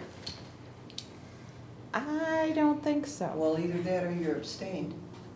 I can't There remember. were how many people at that meeting? There were Four? two separate, there was one I think Two passed separate 4-3, then the second one, we had to do a special board meeting because there was like additional cost. So that, I thought there was, I know it was only like a 4-minute meeting, I thought only 4 or 5 of us showed up, I could be wrong on that, but, that I thought passed unanimously, but I have to go back to the minutes. I mean, that's neither here nor there at this point, I think, everybody's got their opinion, I mean, there's not a wrong opinion. I'm gonna personally vote for it, because I think what you were saying with the RFP would take us out, what Jack Hayes was saying, to the spring, and he did say in the meantime, something could happen. I'm not willing to take that chance, so, I mean, you're entitled to your opinion, there's not a wrong vote, but is there anything else? Because I want to kind of get things moving along here. So, is anybody else got anything to add, or because we have a motion and a second on the floor. Anything else? All right, we will take a roll call. What's the motion, please? I The forgot. motion is to approve emergency replacement LLD air handler units. The approval for emergency replacement for 4 air handler units with cost not to exceed $225,000 for replacement and a cost not to exceed $50,000 for supplementary work related to the project. So you can Can I, vote. before that, can I just ask one more question? Sure. Sorry. How confident are we that we couldn't get the RFP process done in time to also have Monaco, if that's who we chose, because they're available right now, do the work before the seasonality is a problem? Well, when you put something out for RFP, if you're talking about putting up things out for RFP, Sorry. okay. We have to allow for a month to receive, and then the board would review. So it's about 3 months. Yeah, and I was trying to do the math, and does that mean that work could start no earlier than November, or what are we saying? But they would have to order their parts or get everything together, so they're not gonna do There's anything in the no- meantime. There's yeah. no way it would So, happen yeah. before spring then. so Right. we could ready to vote, we could vote yes, no, present, whatever. So, roll call, please. Liz Sullivan, No. Emily Swistay, Aye. Marjorie Bartelli, Aye. Thomas Duffy, Aye. Karen Larson, Aye. Jenny Norton, Abstain. Thomas Hummel. Aye. So motion passes 5-1. All right. Next item on the agenda is 8D. Oh, more fun stuff. Well, we. Be here So all night. let me ask Want to what- pass it out? Actually, before we go, does anybody need a break? Let's maybe this is a good, does anybody need a break, restroom break? Is it Okay, what? inappropriate to eat a power bar? Yeah, absolutely. Why don't we take 5 minutes? 5 minutes and we'll reconvene at 9:15. Okay. We will reconvene right now at 9:17. All right, Chris, is everything still on? Yes. Okay, perfect. Oh, I hope those- All right, so we are going to reconvene right now at 9:17. Next item is 8D, approve tentative budget and appropriation ordinance. This is a tentative budget and appropriation ordinance of such sums of money that money as may be deemed necessary to defray all necessary expenses and liabilities of the Lisle Library District for fiscal year beginning July 1st, 2019 and ending June 30th, 2020. Can I have a motion to approve the tentative B&A? I move to approve the tentative budget and appropriation ordinance. Motion, I'll Second. Oh, Karen can take we'll it. give it Karen. All right. Any discussion? Do you want me to walk? Oh, sorry, let's give it up, Just sorry. really The quickly, director. just a Yeah, brief. Quick. So staff met with Treasurer Norton to review the draft, and I also met with the president to do the same. Just a reminder that our B&A, our budget and appropriation ordinance, is our legal limitation to expend the funds for fiscal year 1920. We use the working budget to allow for the additional expenditures if warranted, and any spending above budget will come from the corporate fund if needed. And then I can walk us through, and then, do you want to have discussion first? Shall I walk us through? Why don't you walk us through Okay. first? So if you look at page 69, we'll start there. Under the category for employee costs, they generally remain flat. Under building costs, there are some minimal allowances there for some upticks in expenditures should utilities go up or the like. Excuse me, what do you mean they remain flat? What over what is flat? Budget to the appropriation, the two columns that you're seeing. The budgeted expense to the appropriated expense. So like first one. Okay, so know. you don't compare it to what you expended the previous year? No, we're just looking at this page. The way we base the appropriation is on the budgeted expense. Okay, and so under, so the operating expenses, if you turn the page, they are basically allowing for minimal allowances. The insurance expenditures are flat. Contractual does have more significant allowances there. In the legal, under other contractual services such as consulting, salary study, we have an OPEB requirement this year. We've gone with track 1 for background checking, and then this could allow for some outsourcing potentiality, so that's why that's higher. Under personnel development, that's basically flat. Under equipment, it's fairly flat. Major equipment is higher. We are looking to uptick our backup UPS, that's the uninterruptible power supply in our server rooms. We got some O2 expenses here. We're projecting to purchase some Macs for the library. So those are allowed for here. Under library materials, there's a slight increase, especially in the digital materials under AV. Programs does have a slight increase. Under restricted expenses, this provides for the opportunity to expend gifts and/or grants. Under transfer to special reserve, there is a legal footnote there that was provided by our attorney, and that is that regards dissolving the working cash fund. So that's there, and then also transferring those funds to special reserve at the end of the fiscal year, and then the appropriation amount also allows for additional transfer of surplus funds if available and if voted for. And then the transfer to, where am I? Your IMRF, that's flat. Same with contingency. Under O2, that allows for expending the fund outright. We've dissolved, we're not levying for that fund any longer, so this allows for expending that fund.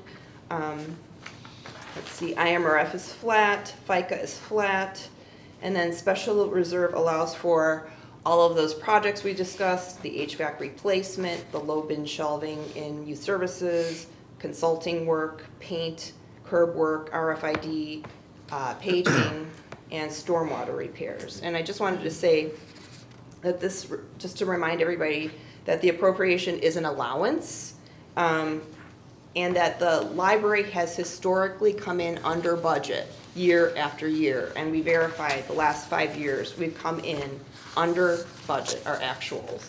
So the appropriation allows for unknowns, it allows for necessary expenditures, and then also emergency expenditures, as well as innovative expenditures. So opportunities do arise mid-year after we've approved of our working budget, and this appropriation allows for those opportunities as well. Okay. All right. Any questions or comments on any part of the DNA ordinance? I would just like to say outright that I support the BNA as drafted. When I met with the staff and Tatiana, they went through each line item with me, and I was very comfortable with what they explained to me. And overall, it's the concept that this stage is simply setting a cap.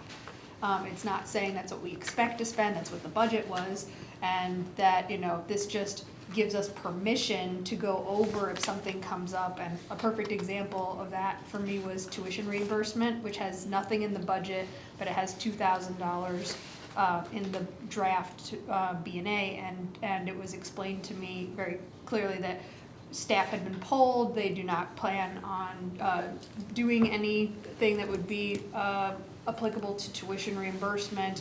However, something could come up, and this is to allow the something that could come up and still in a prudent amount. So to me, that's what we're considering is the flexibility. We have approved the working budget. This is simply approving on flexibility. And to me, the difference between the working budget overall and the cap, it doesn't appear to be out of line with historical B&A, or just a reasonable buffer for what could come up.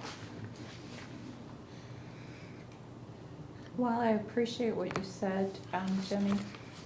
I guess I'm having a hard time because the line items on the B&A, I cannot match them up with the line items on the monthly reports that we get in our packet. And that's always been a struggle. Do we have to use this format that we use in the B&A? Are we restricted to that, or can we somehow use the format that we get of the line items in the monthly report in the B&A? I don't think there's a concrete way to do it. And I know we don't have to do things every year the same way, but our attorney has advised us to segment the categories in this fashion because it allows for that flexibility in these categories. Doing it line by line in the financials may really limit us in our expenditures, but categorizing them the way they are allows for that flexibility. So AV materials, that AV line under library materials, that encompasses youth services, adult services, and teen materials. If we broke it down to those three, and then that would limit us. Well, what about a compromise, an alternative? What if you gave us just what those breakdowns are? And they're in just, the monthly reports, as you but mentioned. see, they're not. I handed out to everybody what a monthly report looks like, right? Everybody should have a copy. It says building cost budget 1920 versus B&A request, okay? And what I've tried to do is I've tried to take the B&A request and break it down to the same items we have on our monthly report. And I can't figure out a way to do it, because if you don't know how it's broken down, you can't figure it out. So at the very bottom, I can compare the total building costs in the B&A to the total budget, and I know that we're asking for 126% more when we compare what we requested in the B&A compared to like what we actually spent at the end of the year. But I can't tell you what we're asking for more money on a line-by-line basis. So to be honest, I can't make a comment as to whether this is a good thing, like what increased by that much? I can't tell. But if you go to our financial reports we get every month, like Yeah. if you go to page 15 in your packet. So if you look at fiscal year 19-20 annual budget, which is the second to last column, Wait a minute, page 15. page 15.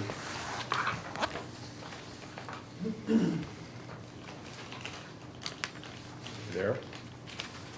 Wait a minute, on page 15, it's fiscal budget, percentage of budget year to date. Your second to last column, so the. Okay. So like, if you look at salaries, so the subtotal, or the total for salaries is $2,262,069.96.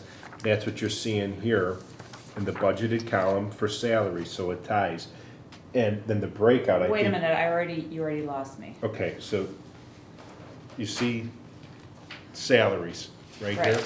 Okay, the $2,262,069.96. Now, if you go to page 69 of this, Right here. of this, so it Right. ties to that. I understand how the budget ties. I can't see, how do I take, now how much, like how much are administrative of the B&A? Well, okay, so then, if you look then on this back to page 15, so administrative regular hours is $538,996.84. So there's 5 departments that are broken down that total to that $2,262,000 number, which you see here. So this is basically just coming through with all the subtotals, so health insurance. I want to break it down further.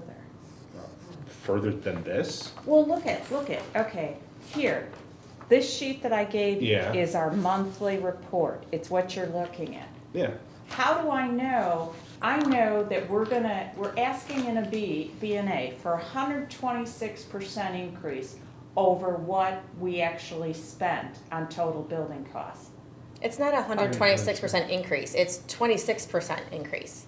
You're right, it's 26% increase, I'm sorry. And I was really tired when I was doing these. Yep. So 26% increase. So do I just say, okay, total building costs are going up by 26% increase? No, I start asking questions. I'm wondering, what's going up here? Is it, Is this what It's is just this- the authority to spend right. in case. It's not saying that we're gonna be spending And the other more. thing. You're looking at, if you're looking at last year's actuals, Is that, okay, go ahead. yeah, actuals that ended in June 30th of 19. so every year we budget for new expenditures, and that's what we're basing this B&A off of. So that's how you provide that allowance, And also, after the budgeted expenses for the new year. is this the first, and maybe I'm wrong, is this the first full year we're putting everything in repairs and maintenance and not in the .02? So that's Yes. another reason the Yes. number's skewed. Yes. So that's the other reason. That's, because remember, we got rid of the .02 fund, so there's no spending out of the .02 fund. We shifted everything to there's- repairs and maintenance, so that's why that's spiked, or not spiked, but that's why you see the increase. Well, I mean, even look at insurance, for example. You talking For about health? insurance, the B&A is requesting 78% of what we actually spent. You talking about health insurance?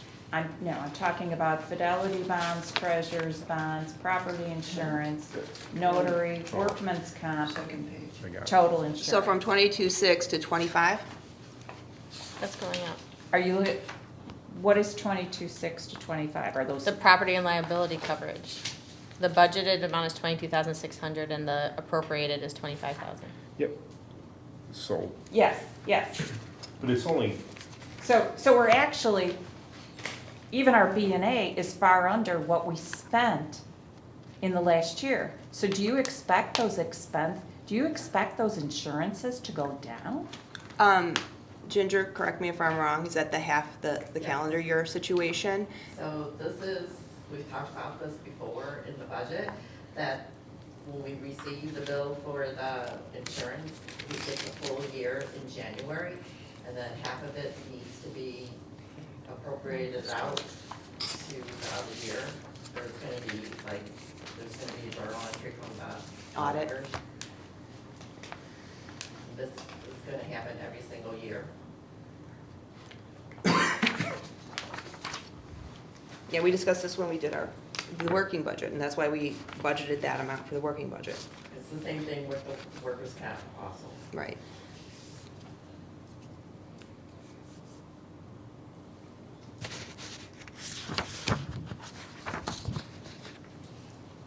any other questions or comments on the?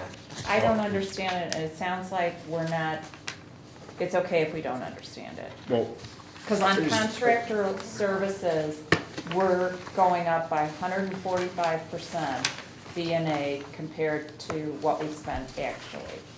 because on the contrary, because I think there might be some outsourcing opportunities there. Also some consulting, we were talking about salary study, we had an OPEB requirement that we weren't aware of that when we did the working budget back in December, January. I mean, when staff was working on the working budget. So as mentioned, things come up mid-year or after we do the working budgets, we allow for more expenditures in categories. Track 1 background check, we contracted with a firm to do that. This is also part of the .02 elimination. Part of those contractuals, yeah. Okay, the next page says that we're asking for 234% more in the B and A than we actually spent. This just does not You make mean sense. from the previous year? Yeah. So again, we budgeted for new expenditures for 1920, and that's what this B and A is based on, is the working budgeted projects, everything we discussed during the working budget, that's what the B and A is based on, not the previous year's actuals. The previous year's actuals were used to formulate the working budget. I brought these questions up at the working budget time, and I didn't get the answers then. But, you know, this happens every time. I don't get the answers, so I thought I would bring the sheets of paper that to me do not make sense. Because in my mind, we should be able to compare like for like. It isn't the major, that's part of that, the .02. we got You know, we've got accountants on the board here. You guys can take responsibility for this. I think budgeting, managing the budgeting and controlling our spending is the single most important thing we do. It is. It's I- one of the- And but every year we've we come in bump our under. budget, yes, so. Well, yeah, if I budget $100,000 and only spend $24,000, I come in under budget too. I understand, but I think the difference here from, at least from a governmental agency, is because if we budget, especially the appropriation, because if we exceed what we appropriate, or we can exceed what we have to have like a special meeting in the middle of the year for a new B and A, amended B and A, correct? Yes, and So this is one of the, if you will, flaws of government. I mean, you can't be as on target as you would be in the private sector, although, I mean, this is still pretty accurate because you do want to kind of give yourself a little bit of a cushion. And frankly, Unless the you wanna comment come- of yeah. 24,000 and 100,000, I mean, that I don't know. I don't take kindly to that. I think we've had very clean budgets. We've come under budget. We have lowered the levy 2 years in a row. I think we've been very fiscally responsible. Let me ask you, Tom, do you believe that we as a library are operating efficiently? We're doing better. Obviously, there's always room for improvement, but I think we're doing better. I think one of the things I would look at with a revised footprint here or wherever we go, it'd be to make it a more efficient building. I've been pretty clear on that through that whole process. Because I'll just leave it at that. Okay, any other questions or comments? All right, we'll take a roll call to, this is tentative, so September is when we officially vote on the, or pass the BNA. Yes. Correct, okay. Yeah, we'll have a We have public hearing, and this gets posted on the board for 30 days, Yes, so and this the is public why- can review and This come is to why the. we are meeting in the third Wednesday next month, Correct. September 18th, Allow for at that. the 11th. Okay. Then what are we voting on? I don't know. This is to, Tentative BNA, tenta- this is by statute. this is by statute, this is to publish it too. To correct? allow for the public to publicly peruse the tentative BNA for 30 days, and then come to the public hearing in September. So there will be changes or there won't be changes? There may be in September. When we finalize it? Officially BNA. approved.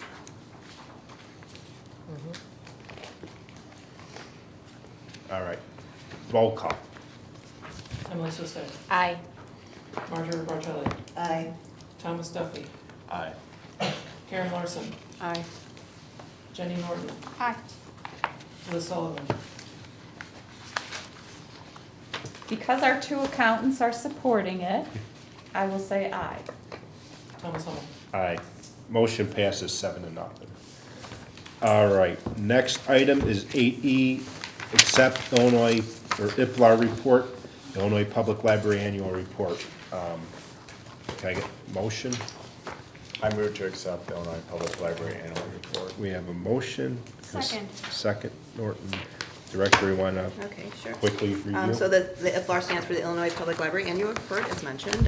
This statistics report documents our stats from the last fiscal year, fiscal year 18-19. The department directors supply the stats to administration for this statewide report. The IFLAR questions are fairly standard, but every year they modify a few, such as the definitions of program types and or how they quantify attendance, or using terms such as passive or active, the types of reference questions. And so things like that, and that's why sometimes when we use the IFLAR stats, there are fluctuations regarding statistics, and how other libraries interpret these definitions also affect how they report their numbers. So sometimes you see really differences there, but that's basically it in a nutshell. And the report is in our Okay. packet. Any questions or comments on the IPLAR report? Roll call, please. Marjorie Bartelli, Aye. Thomas Duffy, Aye. Karen Larson, Aye. Jenny Norton, Aye. Liz Sullivan, Aye. Emily Sisson, Aye. Thomas Hummel. Aye, motion passes 7-0. Next item is just we have to say it out loud, 8F, acknowledge payment of earned unused vacation time is required by Illinois Wage Payment and Collection Act. Actually, let me start over. So we don't have to vote on this, I just, it has to be said out loud by state law. To be compliant with the Illinois Wage Payment and Collection Act, 820 ILCS 115/5, the board acknowledges a payment not to exceed $11,272.74 to Ginger Kelly, paid in September of 2019. All right, and that's that for that motion. Thank you for, what? Agenda item. For that agenda item. Thank you for your service, Ginger. The next item is 8G, approve resolution 1906, appointing LLD, Illinois Municipal Retirement Fund Representative Authorized Agent, which is mandated by 40 ILCS 5/7-135. Can can I get a motion, and if you could, mention the director's name, I think it's on the HE, on this, yeah, so, can I get a motion, please? I move to approve resolution 19-06, appointing LLD Illinois Municipal Retirement Fund Representative, authorized agent, Tatia Weinstein. Motion, is second? Second. Karen, we'll give it to her, at least you got it right. All right, any questions or comments on this item? I will Oh, mention okay, go ahead. that with the resignation of Ginger, our finance director, she will be living a large hole here. And the library is also obligated to appoint another, because Ginger is our IMRF representative, another IMRF authorized agent, and to submit IMRF Form 2.20 to IMRF. And again, this must be done via a resolution. That's all the information. Any questions or comments on that item? If not, roll call, please. Thomas Duffy, Aye. Karen Larson, Aye. Jenny Norton, Hi. Liz Sullivan, Aye. Emily Swistek, Aye. Marjorie Bartelli, Aye. Thomas Hummel. Aye, motion passes.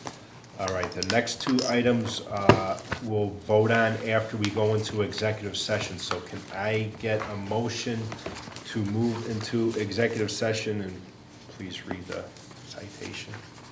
I move we go into executive session to review to review executive session minutes.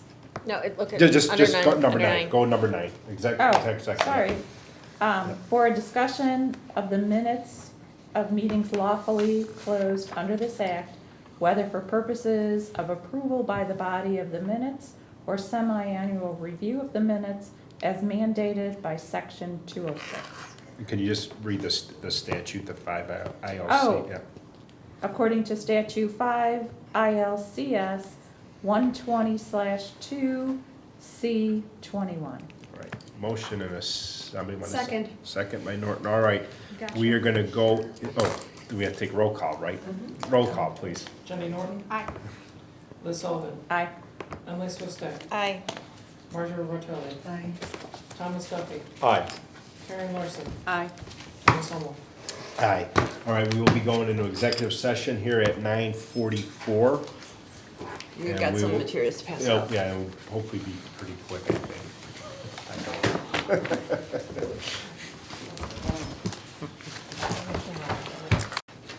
All right, are you ready, Chris?